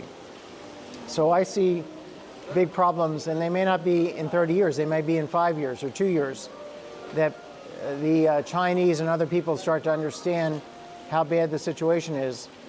And then we'll be in the situation of Greece, where people won't lend us money. So check this out. I know I'm gonna play the other clips. Check this out. You might see me grimacing. My back's killing me right now. But let's go over a few numbers here. Rashid, I'm gonna bring you. I gotta play the clips to get this clear, and then before we go off the air, I'm gonna let you have a few minutes or whatever like that to speak your piece, because I know you teed off too about them knocking you off the air also, and it's only right. So, Mr. Kovnikov, and remember that this took place somewhere between 2010 and 2015. I can't remember what year that the interview took place. Okay, at that time he said the U.S. GDP was $11 trillion, and he said that the real debt was $222 trillion. Okay, now I want you to, he said, and the debt will grow dramatically, right? So now we have to look at 11 trillion, and then we look at the unfunded liabilities and stuff that was at 222 trillion. When America's debt reached 22 trillion, we're not going to go up. We know that the economic barometer has deteriorated so much so that you might have to quadruple whatever, but we're going to just go on basic math now. We're not going to do algebraic problems. We're not going to do calculus problems. We're just going to do basic math for people to understand just how bad of a situation America now finds herself in. Okay, so at the time of a $11 trillion economy, the debt was $222 trillion that was off the unfunded liabilities. Now we got to say that the economic barometers deteriorated even as she approached a $22 trillion economy. So now we're at a $22 trillion economy. So what we must do in basic math is just double that. So that means that at a $22 trillion economy, the unfunded liabilities and the debt was $444 trillion. And as America reached $33 trillion, we're not multiplying it by 5, 6, or 7 like the numbers demand. We're going to do it, just double it over. At a 33 trillion, because we're now at 34 trillion, the debt had to be at least, and here's a number for you, $666 trillion. There's a number for you, 666 trillion, okay? So at the time when the debt was 11 trillion, you heard Sophie, I think her name is Sophia Shevardnadze. She said that was 3 times, the 222 trillion was 3 times the global GDP, right? So if we're at 666 trillion in the US, how many times is that global GDP? So even if the world joined hands and sang Kumbaya and all put their finances together, they couldn't extricate America out of the financial position that she now finds herself in. And look, He says over time, remember between 2010 and 2015, this took place. Remember this. He said that China and others would stop lending the United States money when they find out just how bad the situation is. What's going on right now? China is selling U.S. debt. China and the rest of the world are acquiring gold and commodities, all of that. And this is what he said that went home. He says, we're in very bad shape. And if we were in very bad shape at $11 trillion and $222 trillion, think about how bad a shape America now finds herself in with $34 trillion and $666 trillion. Okay? And he said there will be a bond market collapse. The same thing Gregory Mannarino had been warning everybody of. And he called America's economy and the global economy led by the so-called rules-based order, a Ponzi scheme. And according to Google's dictionary, the phrase Ponzi scheme or the word Ponzi scheme is a noun. And it means a form of fraud in which belief in the success of a non-existent enterprise is fostered by the payment of quick returns to the first investor from money invested by latter investors. Isn't that what we're seeing going on right now with the American economy, begging China to buy more debt, trying to force other nations to buy her debt at the barrel of a gun, or placing her warships and warplanes on all of the strategic water routes or land routes or close to the airspace where our cargo planes go? She's trying to blackmail them through the barrel of a gun to continue to buy her debt. But let's go a little further. So we'll go to, and I'll let Rashid respond, but I got to play these two clips, and then I'm going to let Rashid in. Here's the second part of the interview, okay? It's very important. How bad the situation is. And then we'll be in the situation of Greece, where people won't lend us money. And then we will have to make big cuts, and everybody will be injured. So you mentioned China, and I know that China and Japan they top the list of America's lenders. I think it's over 1 trillion US debts. Should they just get used to the idea they're not getting their money back? I mean, they can't just come out and say, hey, I want part of the American GDP. Well, if I were anybody, whether I was Chinese or Japanese or Russian, I would not be buying 30-year US government treasury bonds that are yielding 3.5% or something right now, because the prospects for us to print, we have printed so much money since 2007, it's really unbelievable. The Federal Reserve has tripled what's called the base money, the basic money supply. It's called the monetary base. It's actually gone from about $800 billion to about $3 trillion now. And so almost more than tripled. So we have the basis in place for a more than tripling of the price level right now. We have created the foundation for hyperinflation already, and the baby boomers have yet to retire. So right now, 12% of all the federal spending is being financed, paid for by just printing new dollars. That's what's going on. So we're acting very much like a developing country in terms of our actual finances. And I've been concerned about this and writing about it and speaking about it since the late 80s. And other economists have as well, and also some politicians, but it's getting worse. It's not like anybody is actually looking carefully at these numbers. The politicians are looking at the official debt numbers and not really discussing the magnitude of what's coming.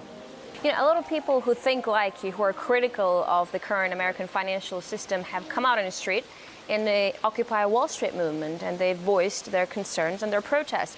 Do you think a movement like this is actually capable or able to solve real issues, or is it just a red herring?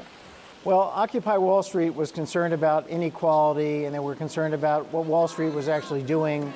And I think we need to radically change our financial system, because we have two big problems, and this is true in every country, including Russia. The traditional banking system, the model is one of very high leverage.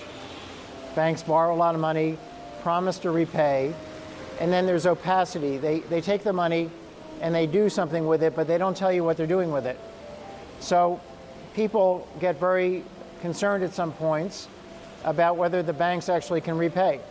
And then you can have runs on the bank just overnight.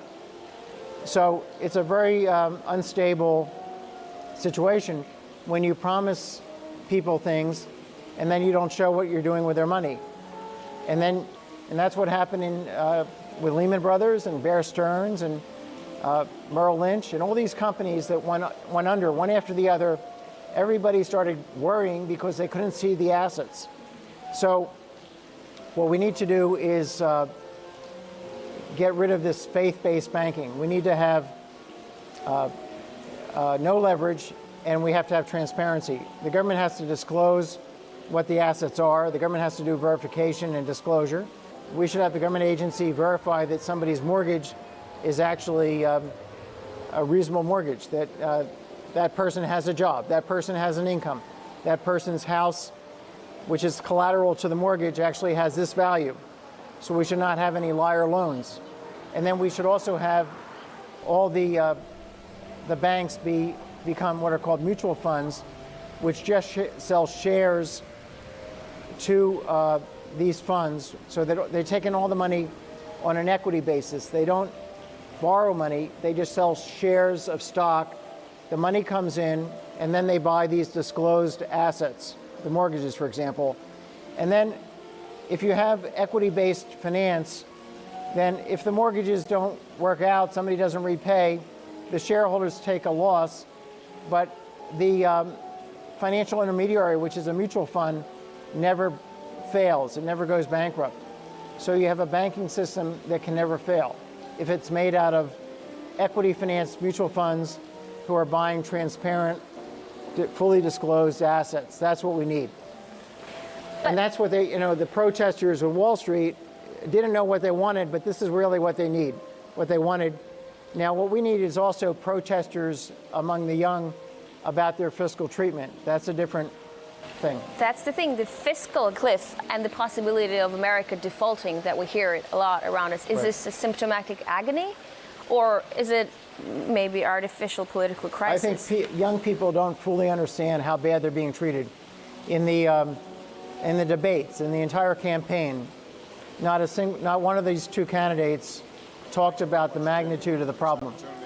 President Obama said that our Social Security system, our basic government pension system, has a small problem. It needs to be tweaked, is what he said. Well, if you actually look at the system at the trustees report, the thing is 31% underfinanced. So it's not a small problem.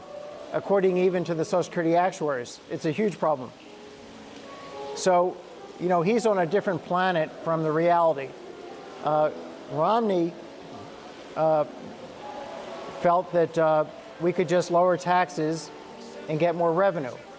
So he was equally, crazy on this stuff.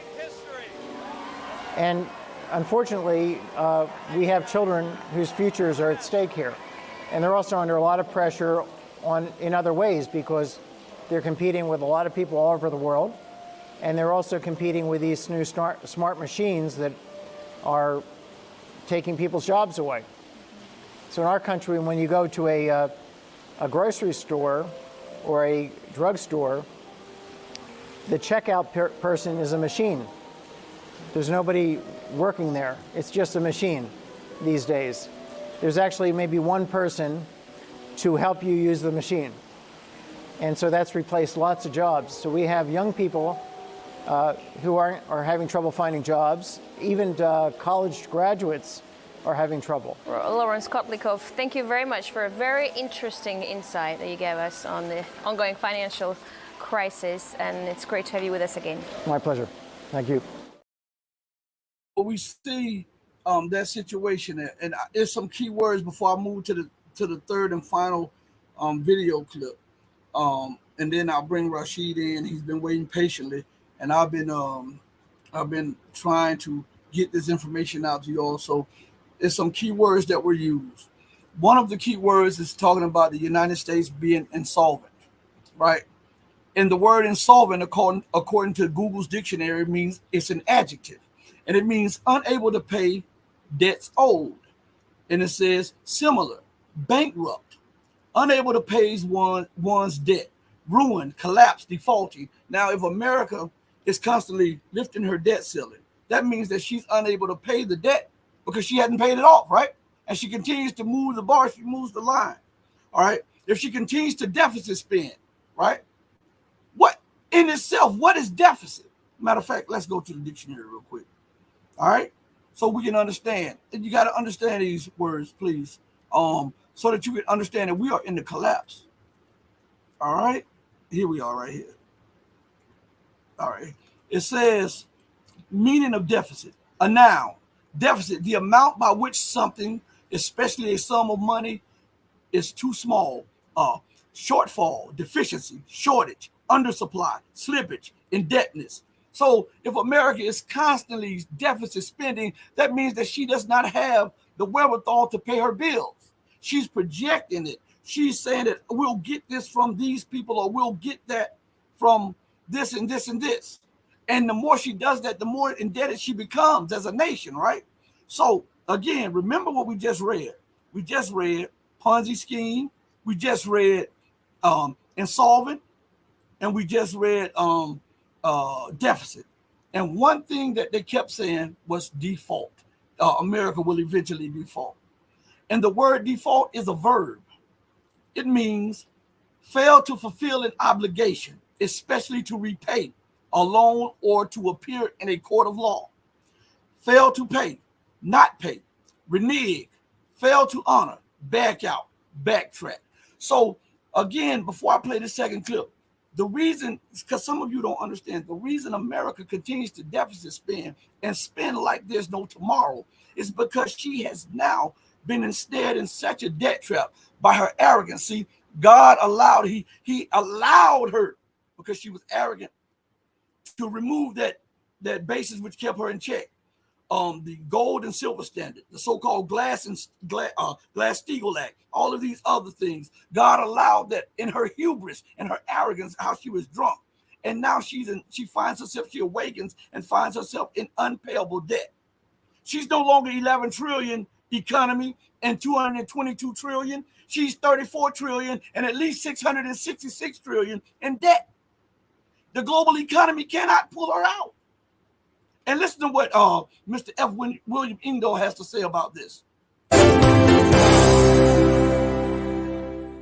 Joining us today is best-selling author and economist William Engdahl. He's been writing on issues of energy, politics and economics for more than 30 years. Thank you for joining us today. Recently, we've seen several American banks beat forecasts and record an increase in profit. So is the worst now over for the world's economy? This is by no means a sign of the end of the crisis. I estimate that we're perhaps 40% into the losses alone in the U.S. real estate sector. And these banks are, when we talk about the banks, we're talking really about at most 7 or 8 huge institutions that are at the center of this crisis, and not tens of thousands of smaller banks in the U.S. So in your opinion, do you think it's too soon to be optimistic? It's absolutely too soon to be optimistic in the U.S. The U.S. is the heart of a global problem, the core of the problem. And U.S. financial and banking deregulation since the end of the 1990s is the proximate cause of the problem. And that is a process now that is going to put the U.S. into what I call 10 years of hell. It's going to be worse in some respects than the Great Depression of the 1930s for most Americans. And everything that the current administration and the previous administration have done about the problem is merely going to make it worse for the actual economy. So now let's shift to Eastern Europe. Now you've written at great length about the drama that's unfolding there. So could you perhaps paint us a picture about the situation there at the moment and which countries are most affected? The problem in Eastern Europe is if you will, a derivative problem of the problem of cheap credit coming out of Wall Street over the last 7 years. And as the Fed lowered its interest rates after 2002, partly to create this real estate bubble and to feed the Wall Street banks' securitization process, the interest rates worldwide came down, the European interest rates and so forth.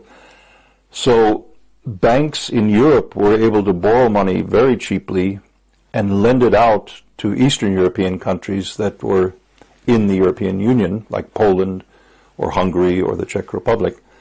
I don't see it as the same kind of crisis as the derivatives-driven crisis in the U.S. banks, because there is a real housing deficit after 50 years or so of the controlled economy, command economy, under the Warsaw Pact Soviet Union era, and people do have jobs. This isn't derivative speculation off the books. This is simply normal banking loans. And what the EU governments have done in one form or another is to step in with IMF funds. I'm not a fan of the IMF in any way, but the purpose of the funds was to stabilize the currency so that it doesn't become a speculative target and make the crisis worse. I think for the moment it's quote unquote under control. It doesn't have the leverage potential that the American crisis has. And Russia is currently in a similar situation, with rumours that many banks will soon go bust if more negotiation doesn't happen with the West sometime soon. So what do you think is the best option available to Russia? Russia has to, and this is, I think, one thing that the current government and when Vladimir Putin was president, I think he very much tried to do, is to bring the crucial elements of a sovereign nation back under state control. That doesn't say going back to the era of central planning communism, but certainly to control your currency, to control your credit system. These are things that any sovereign nation should rightly have. And in terms of the banking crisis, perhaps there are some banks that would do better if they were nationalized. If the losses are too great, at least nationalized so that they could be then cleaned up from the toxic waste and the bad investments, and that the real economy comes out of this as the healthy factor and not pure financial speculation for the good of a few oligarchs at the expense of the Russian economy and the Russian people. So how long do you think it's going to take before we see the end of this recession? The point is, we're at an epochal change. This is something that happens perhaps every 400 or 500 years. This isn't a once-in-a-decade recession that we're living through. And I call it in my new book, which was just released in German, the decline of the American century. This is a terminal decline, as you had with the British Empire after World War I. And it wouldn't matter if Jesus Christ were the President of the United States today. There would be nothing he could do to reverse that decline process. You would almost have to reorganize and start from scratch, because the cancer of this financial system has embedded itself so deeply that they've destroyed industrial technology in the United States. They've outsourced manufacturing over the past 25, 30 years to Asia, to Eastern Europe, all over the world. The American elite has rotted itself from inside out over the past 30, 40 years, since the early 70s. So Europe, including Russia, very much so including Russia, or let's say Eurasia. Eurasia is a vast continent which has every resource man could imagine for anything that we would want to build economically. It has the brain power, it has the scientific talents. We haven't totally destroyed that, as has been the case in the U.S.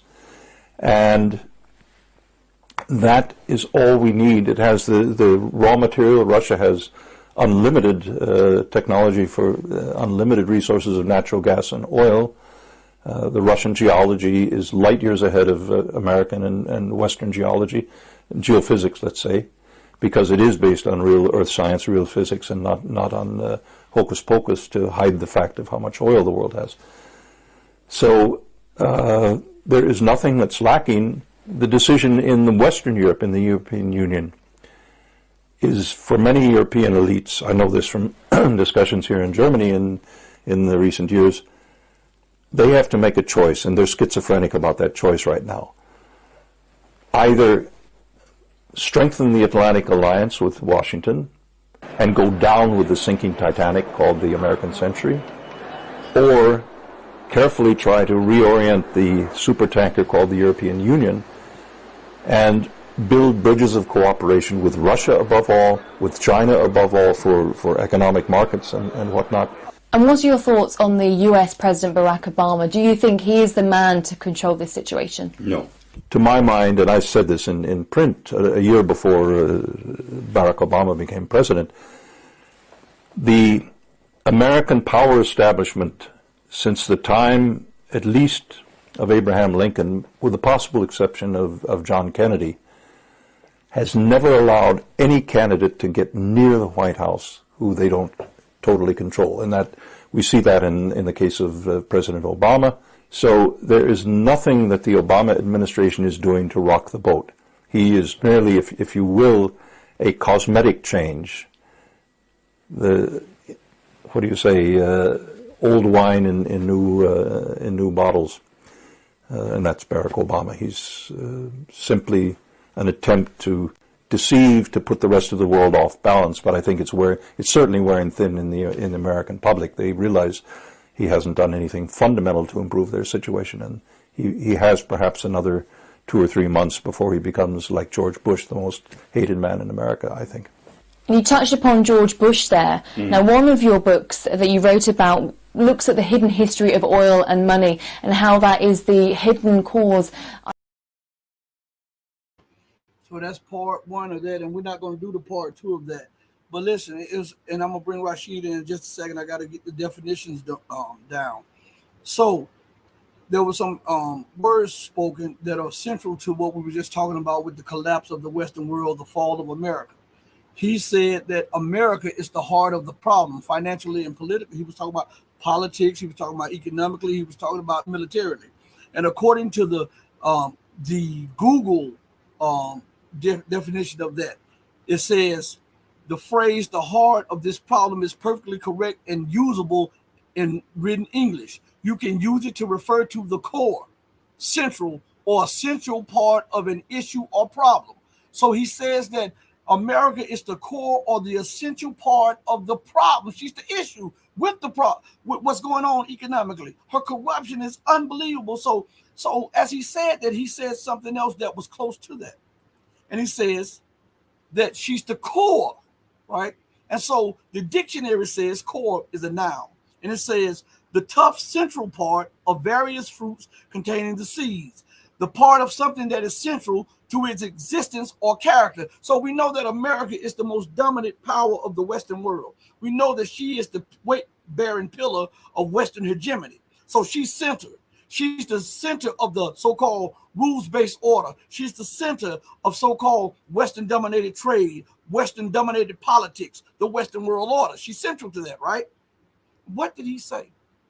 That it didn't matter if Jesus Christ was here. Couldn't get out of this problem. Not this problem. Because of the corruption, the greed, the wickedness is on unbelievable levels. As a matter of fact, he used the word apocalypse, which is a derivative of the word apocalypse, right? And the word apocalypse, according to the dictionary, and it goes right to Rashid, what Rashid and I were talking about with the fall of America. The word apocalypse is a noun. It means the complete final destruction of the world or a world, as described in the biblical book of Revelation. Number two, an event involving destruction or damage on an awesome or catastrophic scale. So when I tell you that we're living in the fall of America and the collapse of the Western world and the rules-based order, I'm not just pulling this out of thin air saying it. I'm telling you because the definition of the word goes right to the core of all of what is going on. All of it. This is the fall of America. And in closing, let me bring Rashid in for his closing comments. And I'm going to close this out. I'm telling you, I did my best. I've gone over roughly 2 hours of what I was trying to do. So I'm going to bring Rashid in, and we'll go from there. Hopefully they'll allow him in. Yeah, I see him on the screen. Go ahead, Brother Rashid. Go ahead and say what you have to say before they kick you out of the...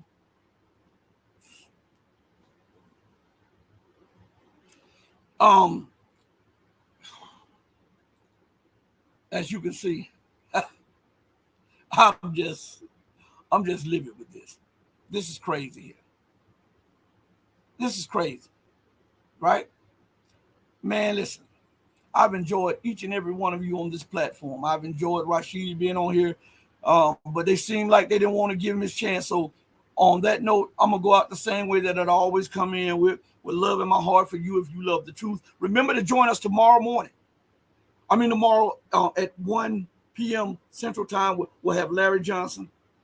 And I believe if we can get the technical things done, because Carl Czar is in Bali, we're going to try to do a double take. They wanted to do these at these times, and I'm going to try to get them. I'll be out and about trying to do some things, so I might have to stream it from a car or from somewhere else, or hopefully I'll be back home. But we'll try to give a double take on everything. Listen, with an undying love and passion for truth, I hope that you love truth. And if you love truth, I love you. But know that the love I have for you will always pale in comparison to the love that my God has for you.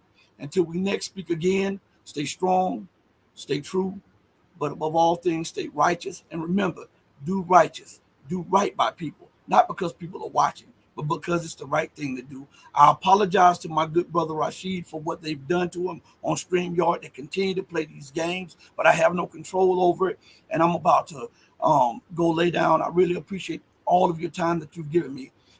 For each and every one of you who views, who will view, and who are in the chat, I love you from the bottom of my heart. Hey, mama, your baby boy loves you more than life. Even though I'm in pain, I still love you, baby. Hey, everybody, thank you for joining us. We're out of here. Peace.